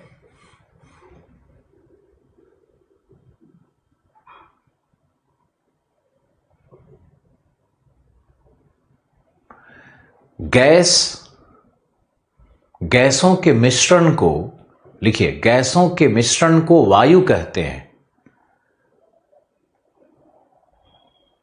तथा गैसों के मिश्रण को वायु कहते हैं। गैस और वायु में अंतर है। वायु क्या है? गैसों का मिश्रण है। जैसे ऑक्सीजन, नाइट्रोजन, हाइड्रोजन सब मिल गया तब उसको हम लोग कहते हैं वायु। तो गैसों के मिश्रण को वायु कहते हैं तथा वायुमंडलीय दशाओं में ये गैस, वायुमंडलीय दशाओं में ये गैस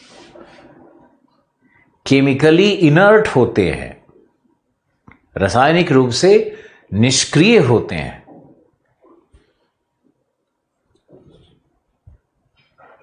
रासायनिक रूप से निष्क्रिय होते हैं। अतः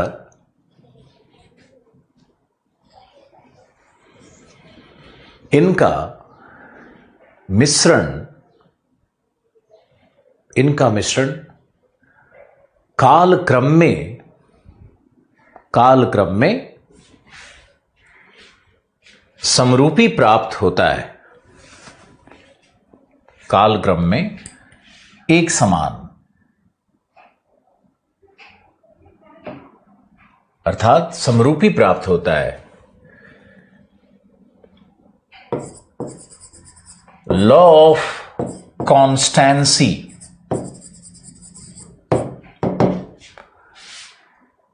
अथवा लॉ ऑफ कांस्टेंट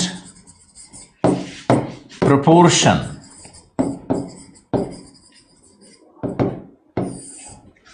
यानी नियत अनुपात, हिंदी शब्द हम अवश्य देंगे, नियत अनुपात नियम के अनुसार। लिखिए पहला नियम, नियत अनुपात नियम, लॉ ऑफ कांस्टेंट प्रोपोर्शन या लॉ ऑफ कांस्टेंसी के अनुसार सभी प्रमुख गैसों की आनुपातिक मात्रा, गैसों की आनुपातिक मात्रा वायुमंडल के विभिन्न संस्तरों में, वायुमंडल के विभिन्न संस्तरों में नियत होती है,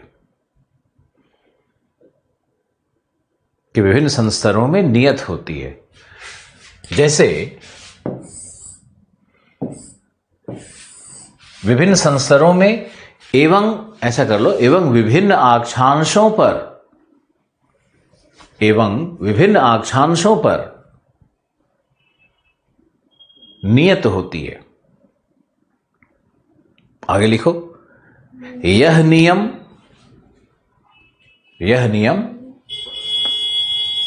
समुद्र तल से 88 किलोमीटर की ऊंचाई तक, 88 किलोमीटर की ऊंचाई तक,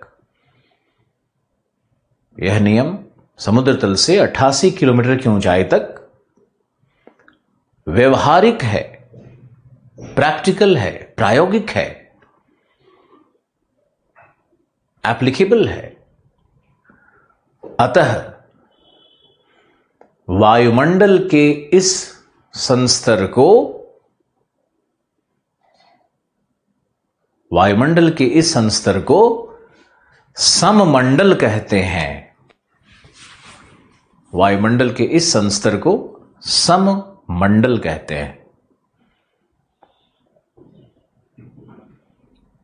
और इसके ऊपर का जो भाग होगा 88 किलोमीटर, 90 किलोमीटर के ऊपर जो वायुमंडल है उसको कहेंगे विषम मंडल।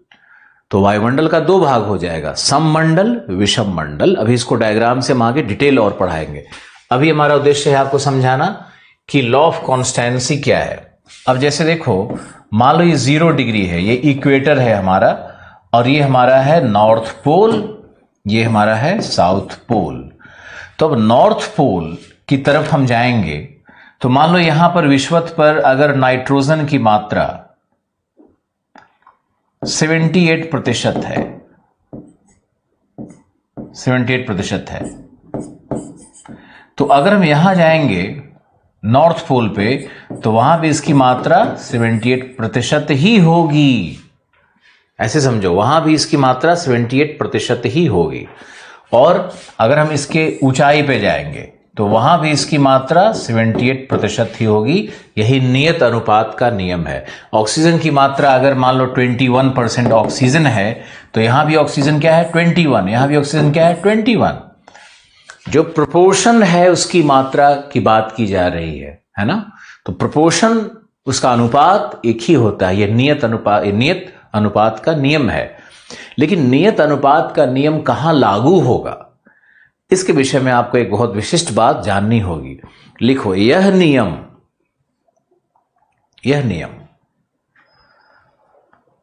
शुष्क गैसों, यह नियम शुष्क गैस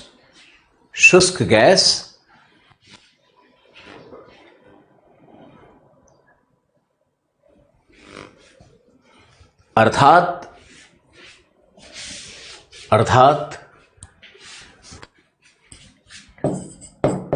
वायु minus water vapour is equal to शुष्क गैस।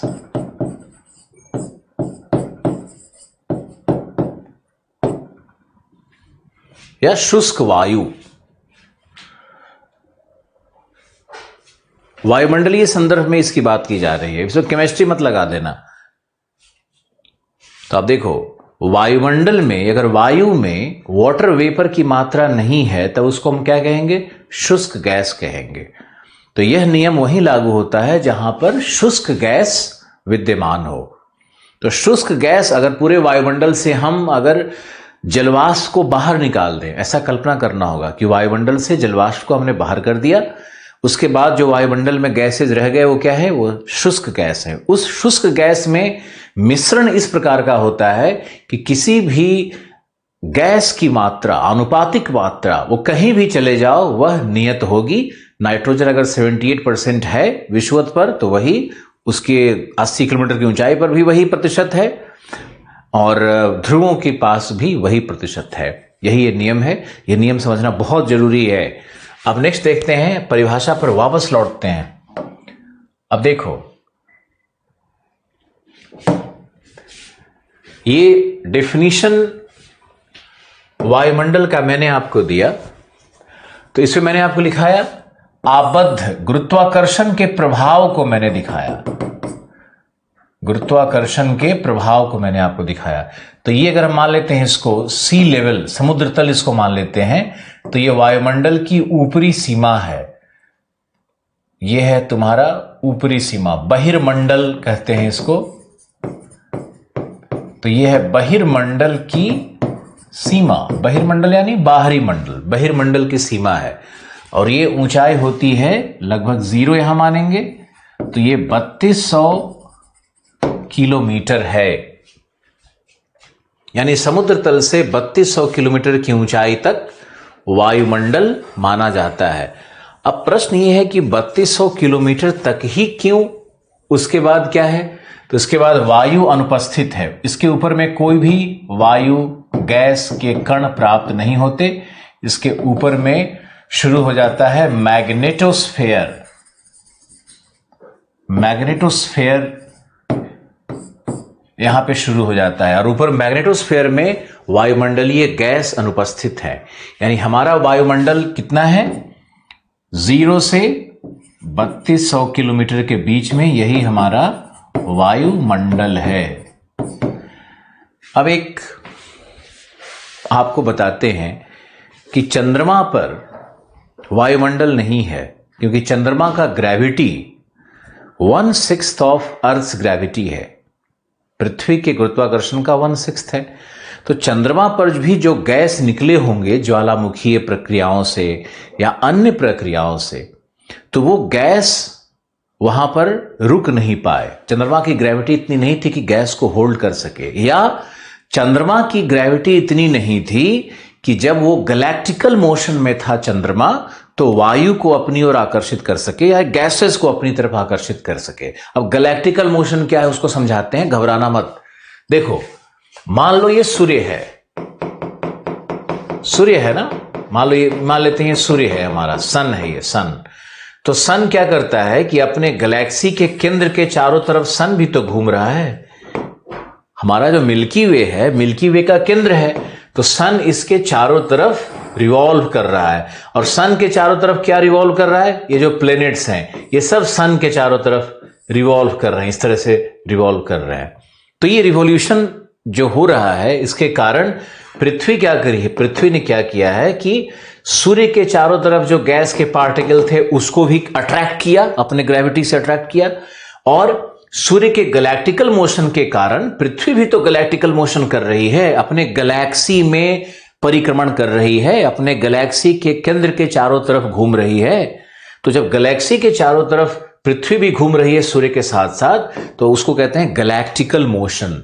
तो गैलेक्टिकल मोशन के कारण, यहां लिख देते हैं, गैलेक्टिकल मोशन के कारण भी बहुत सारे गैसीय तत्व पृथ्वी ने अपने गुरुत्वाकर्षण के कारण अट्रैक्ट किए हैं। अब देखो, इस प्रकार से वायुमंडल के निर्माण पर दो सिद्धांत सामने आने लगता है। ए, गैलेक्टिकल मोशन से जो अंतरिक्ष के गैसीय कण थे उसको पृथ्वी ने अट्रैक्ट किया, या जो सौरमंडल में गैसीय कण बिखरे थे उससे अट्रैक्ट किया, या सौर मंडल के चारों तरफ जो डिस्क बना हुआ था उससे गैस अट्रैक्ट किया। ये पहला थ्योरी हो सकता है, गैलेक्टिकल मोशन या अर्थ के रिवोल्यूशन के कारण। और दूसरा थ्योरी है ज्वालामुखीय विस्फोट, यानी सारे गैस जो हमारे वायुमंडल में प्राप्त होते हैं उसका 99% हमारे पृथ्वी के आंतरिक संरचना से निकला है, ज्वालामुखीय प्रक्रियाओं से निकला है।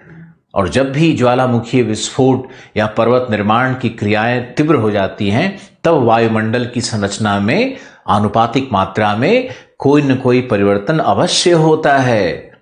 आज के जलवायु वैज्ञानिक अब ये मानते हैं कि वायुमंडल का निर्माण ज्वालामुखीय प्रक्रियाओं से हुआ है।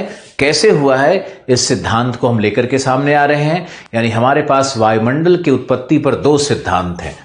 अभी तक मैंने आपको क्या पढ़ाया कि वायुमंडल की मोटाई 3200 किलोमीटर है।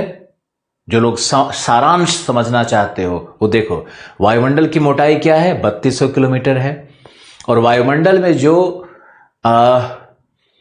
जो गैस हैं वो पृथ्वी के गुरुत्वाकर्षण के कारण आबद्ध है ना। अब ये प्रश्न उठता है कि ये कहां से आए, गैस कहां से आए। तो इसके ऊपर 2 सिद्धांत होंगे। पहला है गैलेक्टिकल मोशन, उसको सेलेस्टियल सिद्धांत भी, अंतरिक्षीय सिद्धांत भी मानते हैं लोग। और दूसरा क्या होगा, पृथ्वी की आंतरिक संरचना, पृथ्वी के अंदर जो ज्वालामुखीय शक्तियां थी, ज्वालामुखीय क्रियाएं हुई, उससे निकले हुए गैस। तो ये 2 सिद्धांत हैं, इनके विषय में हम बात करेंगे। अभी 15 सेकेंड्स का मुझे एक छोटा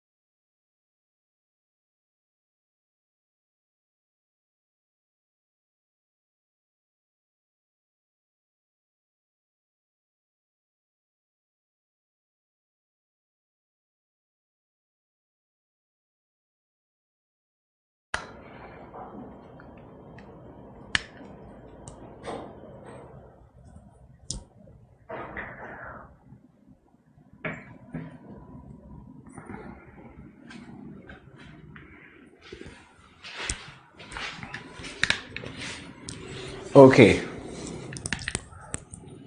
अब इसमें आप लिखो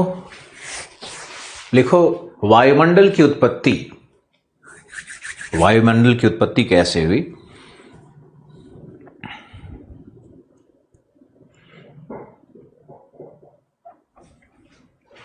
उसमें पहला है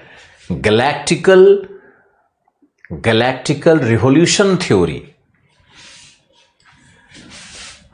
वायुमंडल की उत्पत्ति में सबसे पहला है जो माना जाता था पहले, वो था galactical motion oblique revolution theory.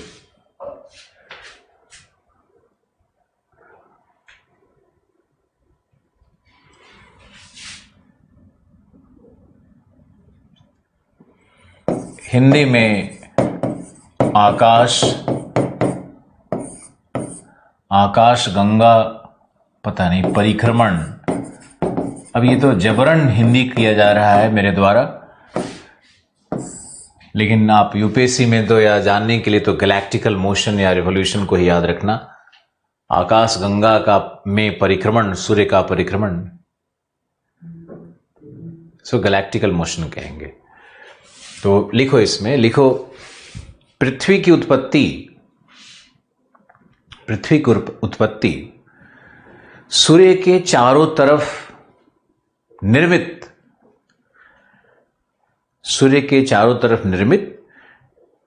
Disc अथवा फिलामेंट। डिस्क, ये जो सूर्य है इसके चारों तरफ या तो डिस्क बना हुआ था, इस तरह से डिस्क बना हुआ था, ये सूर्य है, तो सूर्य के चारों तरफ निर्मित डिस्क अथवा फिलामेंट। अगर सन है तो कुछ लोग ऐसा मान के चल रहे हैं कि भाई इस तरह से कुछ फिलामेंट था, मेरा फिलामेंट बड़ा हो गया, सूर्य को और बड़ा करना पड़ेगा इस कॉन्टेक्स्ट में। तो ये अगर सन है तो सन के चारों तरफ जो फिलामेंट था, तो आप लिखिए पृथ्वी की उत्पत्ति सूर्य के चारों तरफ निर्मित तश्तरी, गैसीय तश्तरी, धूलकण और गैसों के तश्तरी, धूलकण एवं गैसों के तश्तरी अथवा फिलामेंट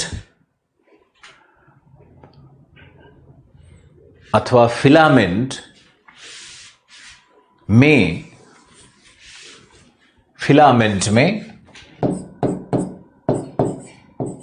न्यूक्लिएशन अथवा नाभिकीयकरण,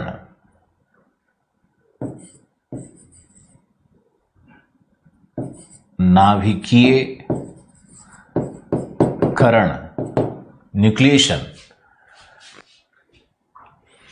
की प्रक्रिया से हुई है।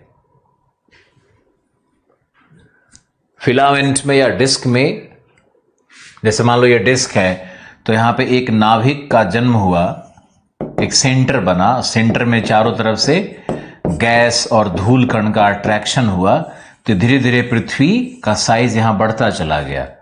गुरुत्वाकर्षण के प्रभाव से अट्रैक्शन हो रहा है, जो उस समय धूल कण और गैस फैले हुए हैं डिस्क में उसका। तो ये एक सिद्धांत माना जाता रहा है, या माना जाता रहा है कि गैस और धूल कण का एक फिलामेंट था जिसमें ये अलग अलग पॉइंट पे न्यूक्लिएशन होगा, इस तरह से अलग अलग पॉइंट पे न्यूक्लिएशन होगा। बाद में ये सारे जो नाभिक बने थे उसके चारों तरफ गैस और धूल कण एकत्रित हो गए और ये ग्रह बन गए। इसी कारण से इस फिलामेंट के बीच में जो ग्रह था वो सैटर्न और जुपिटर है, जो कि सबसे बड़ा बृहत ग्रह है, और पृथ्वी इधर है थोड़ा सूर्य की तरफ तो छोटा है।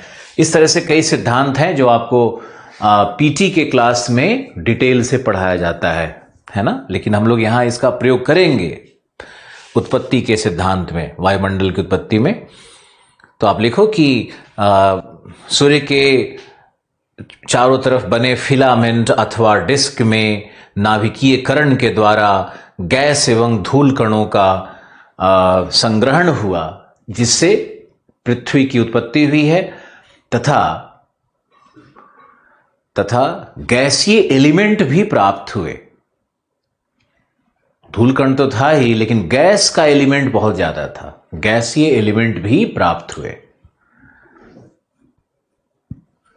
अब इसी गैसीय एलिमेंट में एक ऑक्सीजन O है जो पृथ्वी में विकसित हुआ है, जिसके कारण जीवन है। तो गैसीय एलिमेंट भी प्राप्त हुए। अब लिखो परंतु, परंतु वर्तमान के वैज्ञानिकों ने यह सिद्ध किया है कि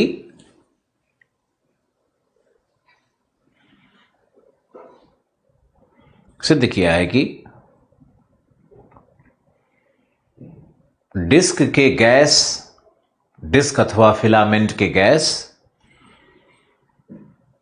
वर्तमान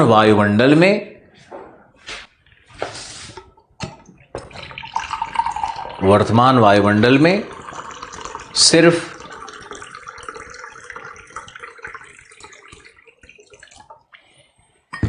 1% ही प्राप्त होते हैं, सिर्फ 1% ही प्राप्त होते हैं।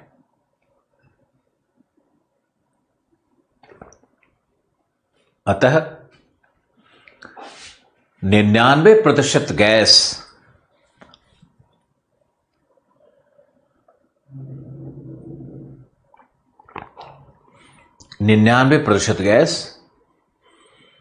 पृथ्वी के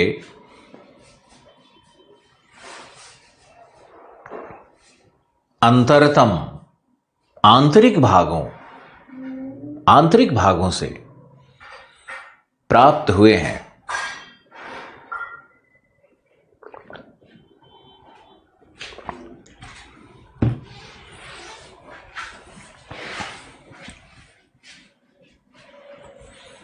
पृथ्वी के आंतरिक भागों से प्राप्त हुए हैं। तो दूसरा सिद्धांत आएगा नेचुरली। दूसरा सिद्धांत है हमारा ज्वालामुखीय सिद्धांत। दूसरा है ज्वालामुखीय सिद्धांत।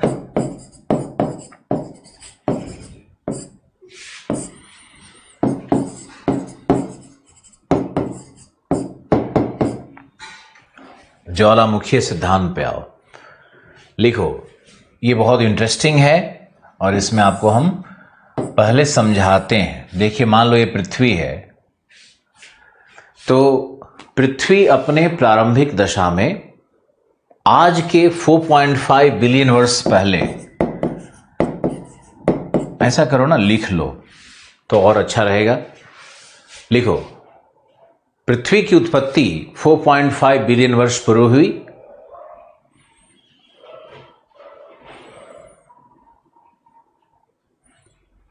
तब इसका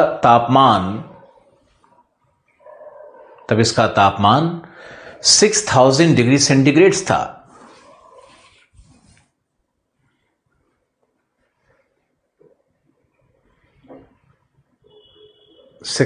डिग्री सेंटीग्रेड था।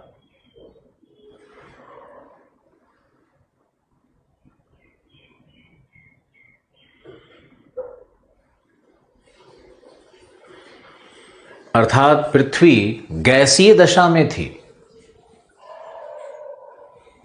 जो शीतलन के कारण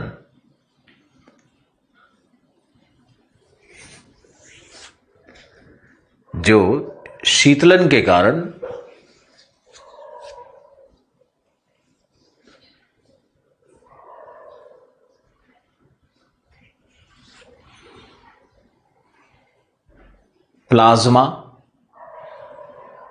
एवं पुनः ठोस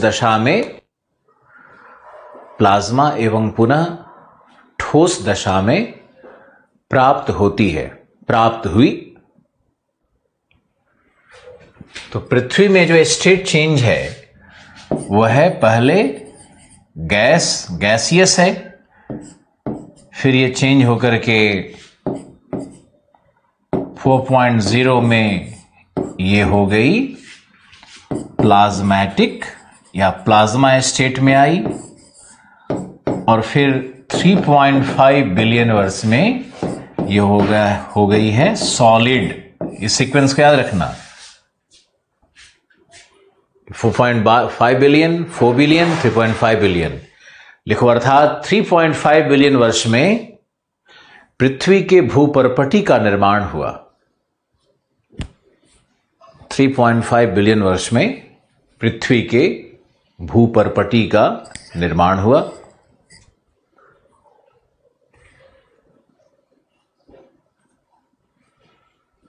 पृथ्वी के भूप्रपटी का निर्माण 3.5 बिलियन वर्ष पूर्व।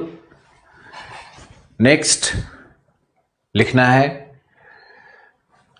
कि पैराग्राफ चेंज करके भूप्रपटी के निर्माण के पश्चात, भूप्रपटी के निर्माण के पश्चात, ये देखो भूप्रपटी बन गया ऊपर का, ये ठोस हो गया। तो भूप्रपटी के निर्माण के पश्चात पृथ्वी की आंतरिक ऊर्जा, इंटरनल एनर्जी,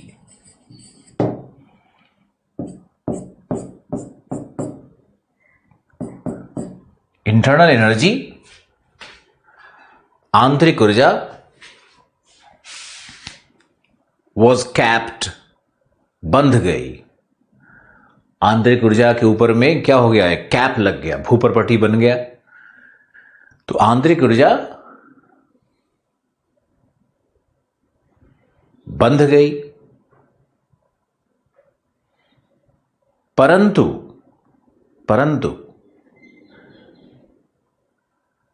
रेडियो एक्टिविज्म, रेडियोधर्मी विस्फोट एवं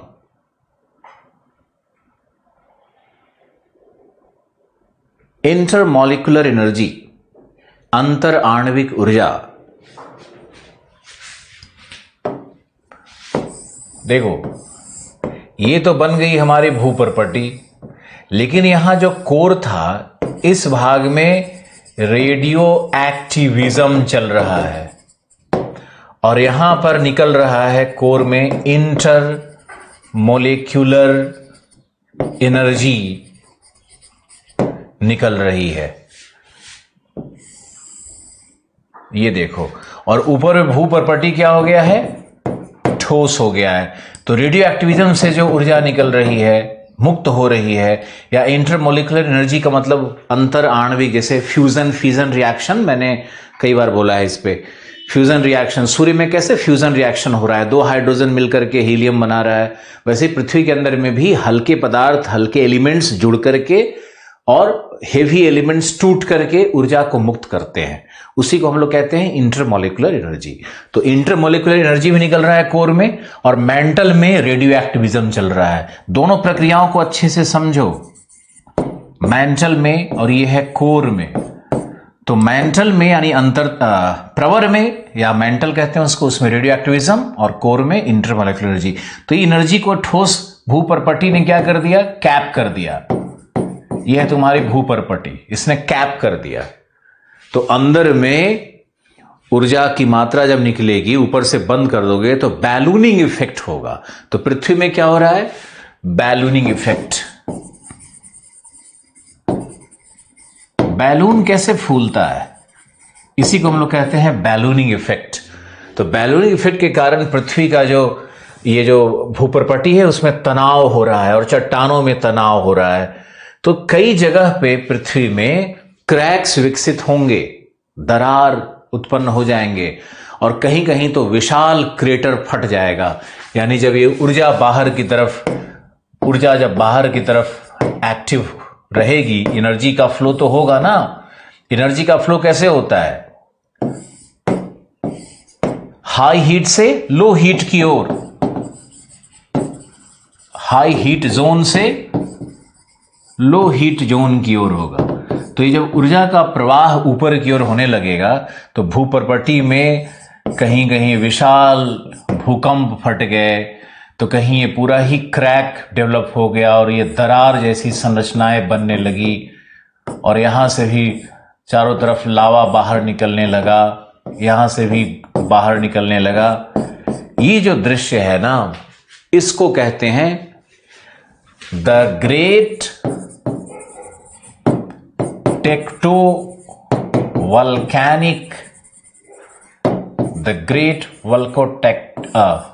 वल्कोटेक्टोनिक एज। और ये सिद्धांत चैम्बरलिन ने दिया, एक बड़े महान भूगर्भ शास्त्री रहे चैम्बरलिन। अब आप इसको देखो, और तुम चाहो तो इसको बड़े साधारण शब्द में भी समझ सकते हो। दूसरा, वैज्ञानिक शब्दावलियों के साथ भी पढ़ना चाहिए, तो हम एक टीचर के रूप में कई बार कंफ्यूज कर जाते हैं कि भाई हम एकदम वैज्ञानिक शब्दावली का प्रयोग करके बच्चों को अच्छा मटेरियल दें या बच्चों को खुश करें। अब तुम बताओ मुझे क्या करना है? तुमको खुश नहीं करना है मुझे, तुमको वो देना है जिसकी आवश्यकता है। तो हम आपके अनुसार और आपके मन को लुभाने के लिए नहीं पढ़ाएंगे, हम आपको अपना जो ज्ञान है, जो रियल नॉलेज है, उसको दे करके जाएंगे। लेकिन एक टीचर का कर्तव्य है सिंप्लीफिकेशन करना। तो आप इसको ऐसे समझते हैं कि मान लो पृथ्वी की उत्पत्ति हुई और पृथ्वी का तापमान 6000 है, जो कि आज सूर्य का भी तापमान है सतह का। तो पृथ्वी भी सूर्य से निकला हुआ एक पिंड है या सूर्य के फिलामेंट से निकला हुआ पिंड है, जैसा भी आप मान लो। तो ये पृथ्वी का तापमान उच्च होने के कारण पृथ्वी क्या होगा? गैसीय दशा में। जैसे सूर्य था वैसे ही पृथ्वी था। ओके, अब पृथ्वी का शीतलन शुरू हुआ, जैसे सूर्य का भी शीतलन हो रहा है। तो सूर्य भी एक दिन के बाद पृथ्वी जैसा ठोस पिंड बन जाएगी। उसमें लगेगा billions and billions of years, हो सकता है 1-2 बिलियन साल लग जाए। पृथ्वी छोटी थी तो जल्दी ठंडी हो गई। तो पृथ्वी में जब शीतलन का कार्य हुआ तो ऊपर में भूपर्पटी बन गया। पहले तो स्टेट चेंज हुआ, गैसियस से प्लाज्मा, प्लाज्मा से सॉलिड, तो ऊपर में भूपर्पटी बन गया।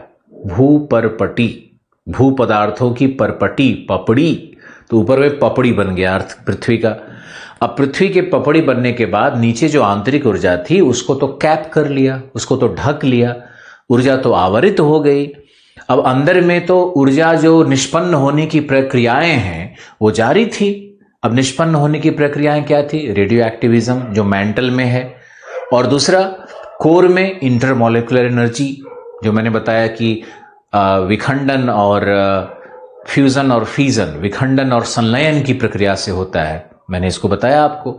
तो ऊर्जा निकल रही है, अभी इतना ही समझो कि ऊर्जा निकल रही है। तो ऊर्जा का प्रवाह कैसे होगा? तो ऊर्जा का प्रवाह होता है हाई हीट से लो हीट की ओर ऊर्जा का फ्लो बनेगा, प्रवाह बनेगा। तो जब ये फ्लो बनने लगा तो भूपर्पटी तो पतली सी है, अब नीचे से हीट फ्लोज आ रहे हैं। अब हीट फ्लो आ रहे हैं तो अपने साथ वो चट्टानों को मेल्ट करके मैग्मा भी ला रहे हैं, है ना। तो ये मैग्मा क्या करेगा कि भूपर्पटी को तोड़ करके विस्फोट कर जाएगा। अब विस्फोट करेगा तो कहीं कहीं पृथ्वी में बिल्कुल दरार उत्पन्न होकर के उससे फ्लो हो जाएगा, तो कहीं पे जो भूप्रपटी का कैप है वही टूट करके उड़ जाएगा। ऐसा कुछ कल्पना करके देखो। तो इससे क्या होगा कि पृथ्वी के अंदर में जितने भी गैस थे वो सारे गैस बाहर निकलने लगे, और उन्हीं गैसों को पृथ्वी के ग्रेविटी ने होल्ड कर लिया, और वही आज वायुमंडल के रूप में प्राप्त होते हैं। सिंपल सी कहानी है, बहुत डिफिकल्ट नहीं है। अब जिस एरा में, जिस टाइम पीरियड में ये हुआ, यानी कि इसका टाइम पीरियड लोग मानते हैं 3.5 से 3.1 बिलियन ईयर्स। ये जो काल है 3.5 बिलियन से 3.1, इस पूरे काल में इस प्रकार के ज्वालामुखीय विस्फोट हुए, और इसको चैम्बरलिन ने कहा है the great टेक्टो volcanic as.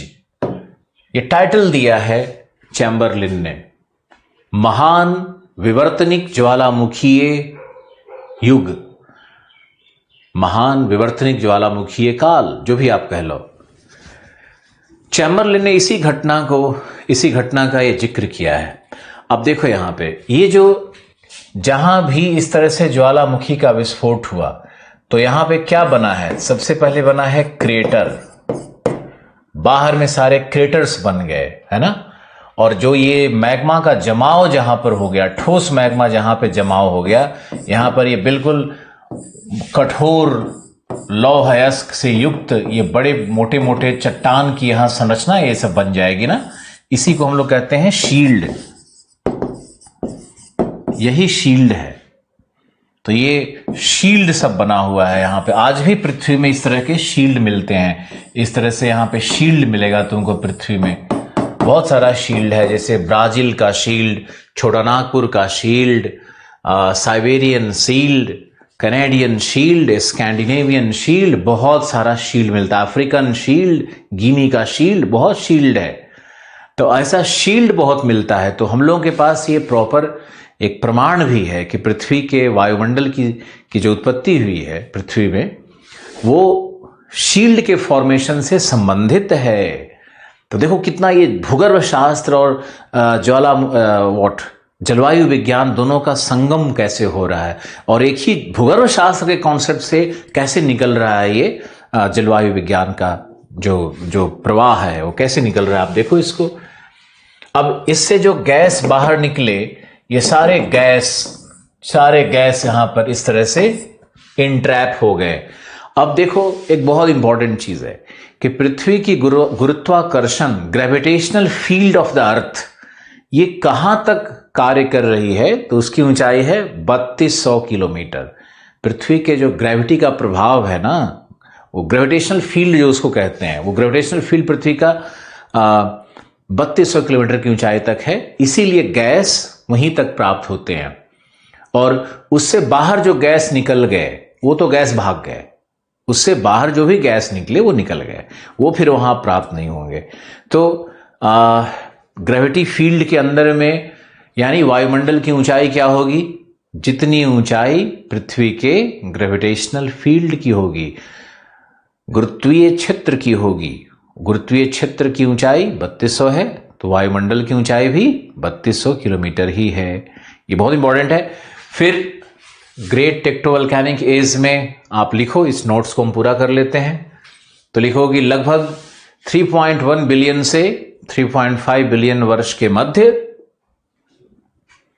3.1 billion वर्ष से 3.5 बिलियन वर्ष के मध्य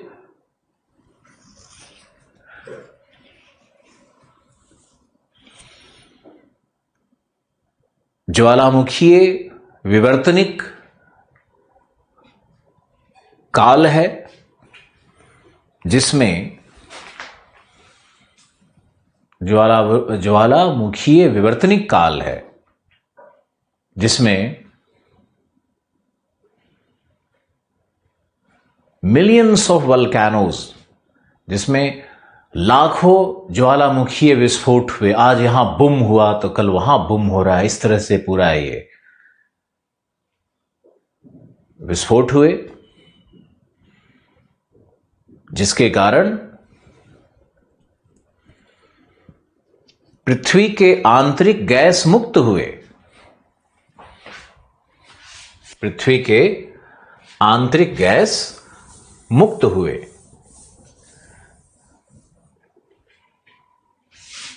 लिखो, इसे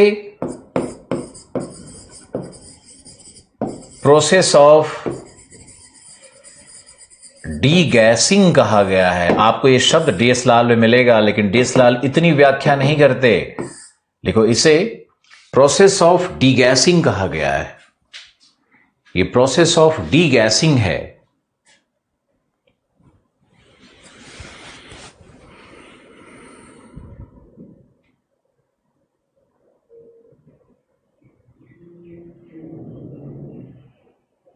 ये प्रोसेस ऑफ डीगैसिंग है।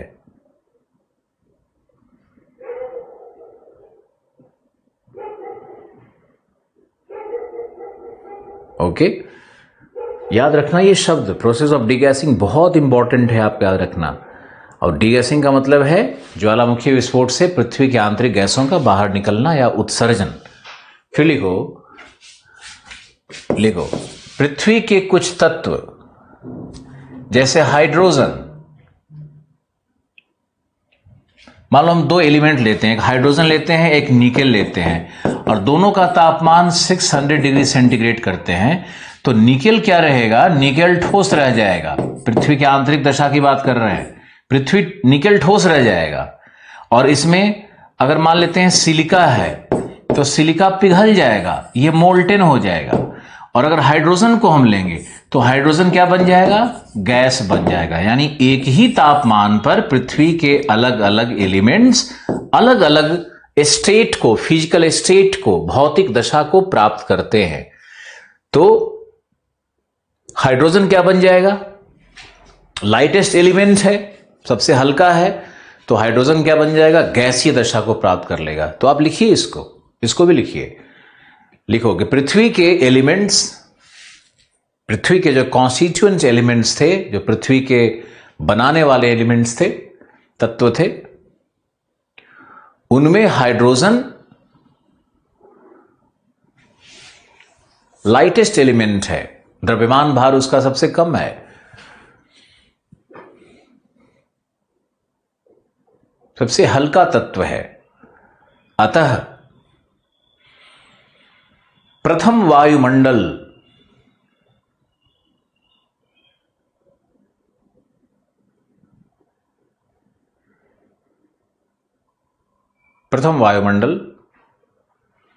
हाइड्रोजन, हीलियम एवं कार्बन का था।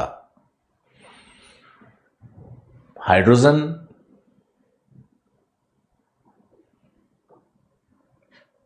हीलियम एवं कार्बन का था।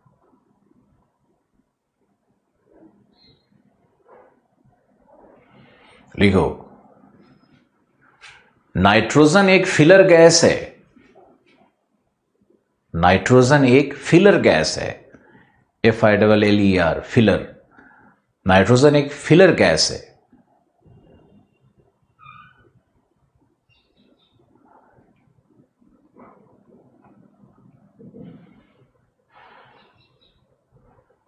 जो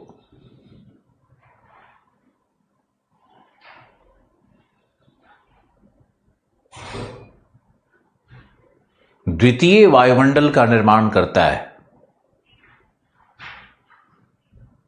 जो द्वितीय वायुमंडल का निर्माण करता है। बहुत डिटेल भी ज्यादा नहीं पढ़ना है, लेकिन थोड़ा पढ़ना तो है ही। आपका नॉलेज बेस तो होना चाहिए ना। कोई भी कहीं से कोई प्रश्न, अब ये चीजें नहीं मालूम होने से ही किताबों को पढ़ने में दिक्कत आती है।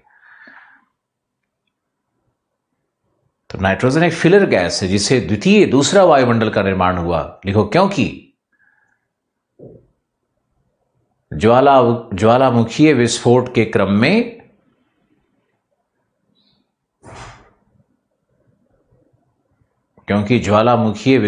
के क्रम में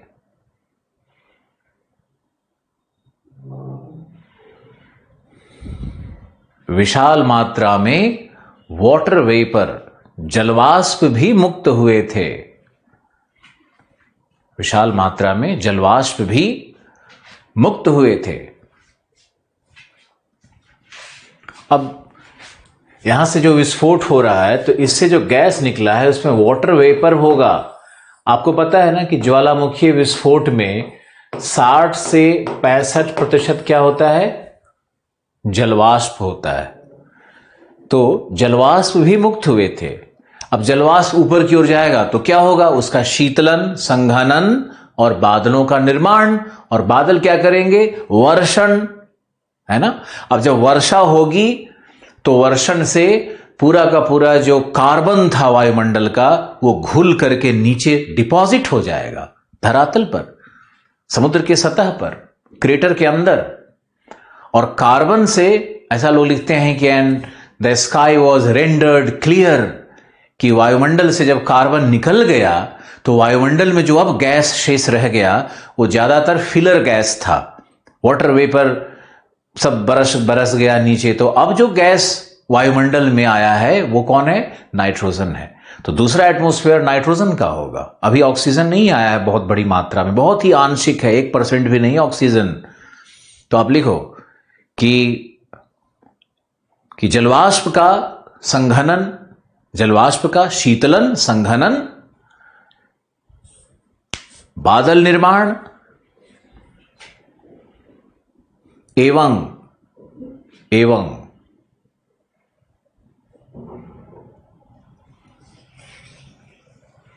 लाखों करोड़ों वर्षों तक, लाखों नहीं करोड़ों वर्षों तक निरंतर वर्षा होती रही, निरंतर वर्षा होती रही। वाटर वेपर से जो बूंद बना, जल बूंद बना, वो नीचे गिरे और फिर से गर्म पृथ्वी पे फिर से वापस चला जाए वाटर वेपर, और भी वाटर वेपर ऐड होते रहा। ये साइकिल बिल्कुल चलता रहा तब तक, जब तक कि पृथ्वी पूरी तरह से ठंडी ना हो गई हो और क्रेटर में जल भर न गया हो और पूरी की पूरी पृथ्वी जलमग्न हो गई।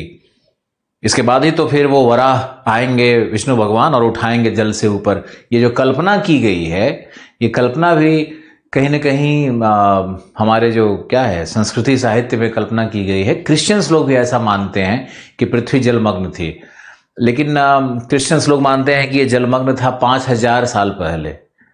तो ये 5000 साल पहले तो नहीं था, तो हिंदू माइथोलॉजी इसमें ज़्यादा एक्यूरेट है, कई करोड़ वर्ष पहले की कल्पना की गई है। तो खैर ये सब माइथोलॉजी में तो बिल्कुल नहीं जाना है, इनका कोई मतलब नहीं है, ऐसे ही बस याद आ गया मुझे तो मैंने कह दिया। इनको साइंस भी नहीं मानना है। माइथोलॉजी में अगर कुछ बातें अगर मतलब क्या होता है ना, कई बार कोइंसिडेंटली कोई बात लग जाता है। हम भी मान लो 10 चीजें लिख दें किताब में, 4 चीजें कहीं जाकर के लग गई तो हम थोड़े ना साइंटिस्ट हो गए। तो इस तरह से अंध युग में नहीं जाना है आप लोगों को, और बेवजह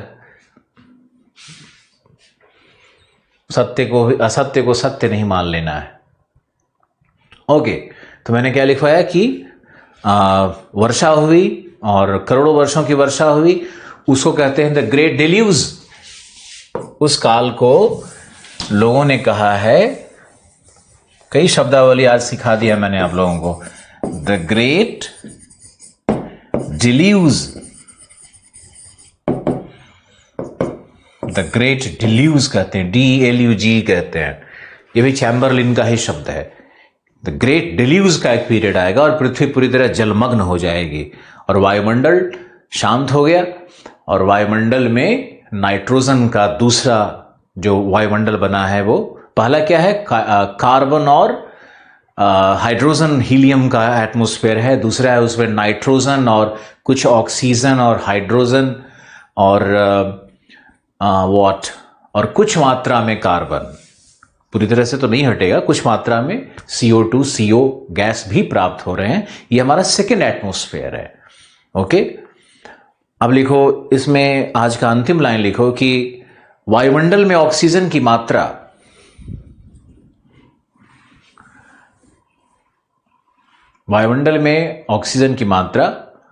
फोटोसिंथेसिस प्रकाश संश्लेषण की क्रिया से प्राप्त हुई है। 99%, अर्थात ऑक्सीजन की मात्रा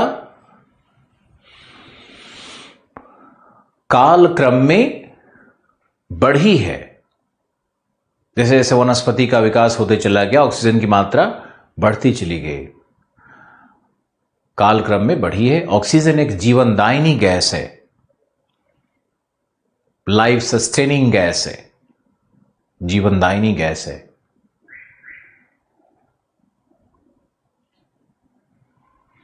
तथा पृथ्वी में ऑक्सीजन आंतरिक संरचना से ही प्राप्त हुआ है, जलवाष्प से और आंतरिक संरचना से भी प्राप्त हुआ है, और जीवों के विकास के कारण भी प्राप्त हुआ है।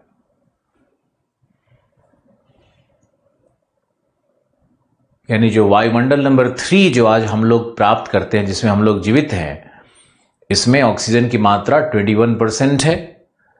और कंपोजिशन क्या है और कैसे है, इस पे हम लोग बात करेंगे। आज वायुमंडल की उत्पत्ति और थोड़ा सा ओरिएंटेशन हमने किया आपके आंसर राइटिंग पे। कल मिलते हैं और कल के क्लास में और भी साइंटिफिक डिटेल्स आपको दिया जाएगा। कल का इंतजार करिए, चैप्टर्स धीरे धीरे खुलते हैं।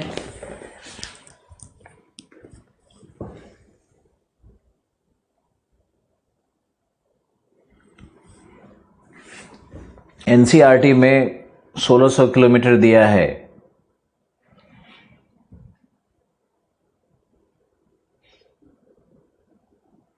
गलत तो हम नहीं कहेंगे, लेकिन एक्यूरेट नहीं है। Thank you राजानल।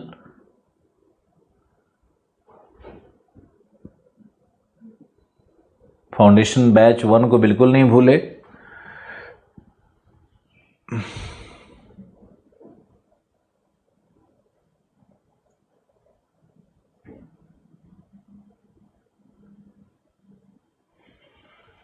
मोहित द्विवेदी जैसे चैम्बरलिन के सिद्धांत को पृथ्वी की उत्पत्ति वाला नहीं मैंने पढ़ाया, पृथ्वी की उत्पत्ति वाले में नहीं, और उनके चैम्बरलिन के सिद्धांत का मैंने बस एक शब्द लिया है, मैंने उनके सिद्धांत को नहीं पढ़ाया है। चैम्बरलिन के शब्दावली का उनका जो कंट्रीब्यूशन है उसको लिया गया है। बाकी दोनों ही सिद्धांत मैंने बिल्कुल मॉडर्न पढ़ाए हैं, और ये दोनों ही सिद्धांत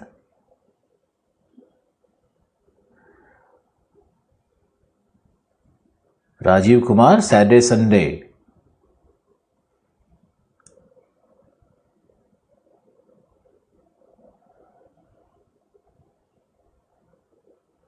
इंटरेस्ट क्यों खत्म होने लगता है तुम लोग का इतनी जल्दी?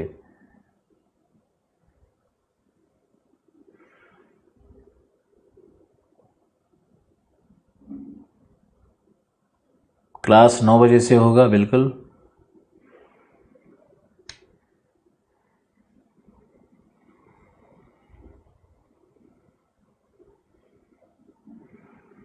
Thank you, let's learn.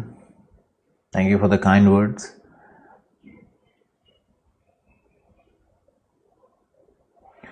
Career will पे जीएस का बैच 20 तारीख से आ रहा है, और फिजिकल ज्योग्राफी लेकर के हम आ रहे हैं, जनरल साइंस लेकर के एक टीचर आ रहे हैं। इसलिए आ रहे हैं कि फिजिकल ज्योग्राफी जनरल साइंस दोनों लिंक्ड है, और दोनों के माध्यम से तैयारी दुरुस्त रहेगी आपकी। पीटी बहुत स्ट्रांग कर देना है आपका।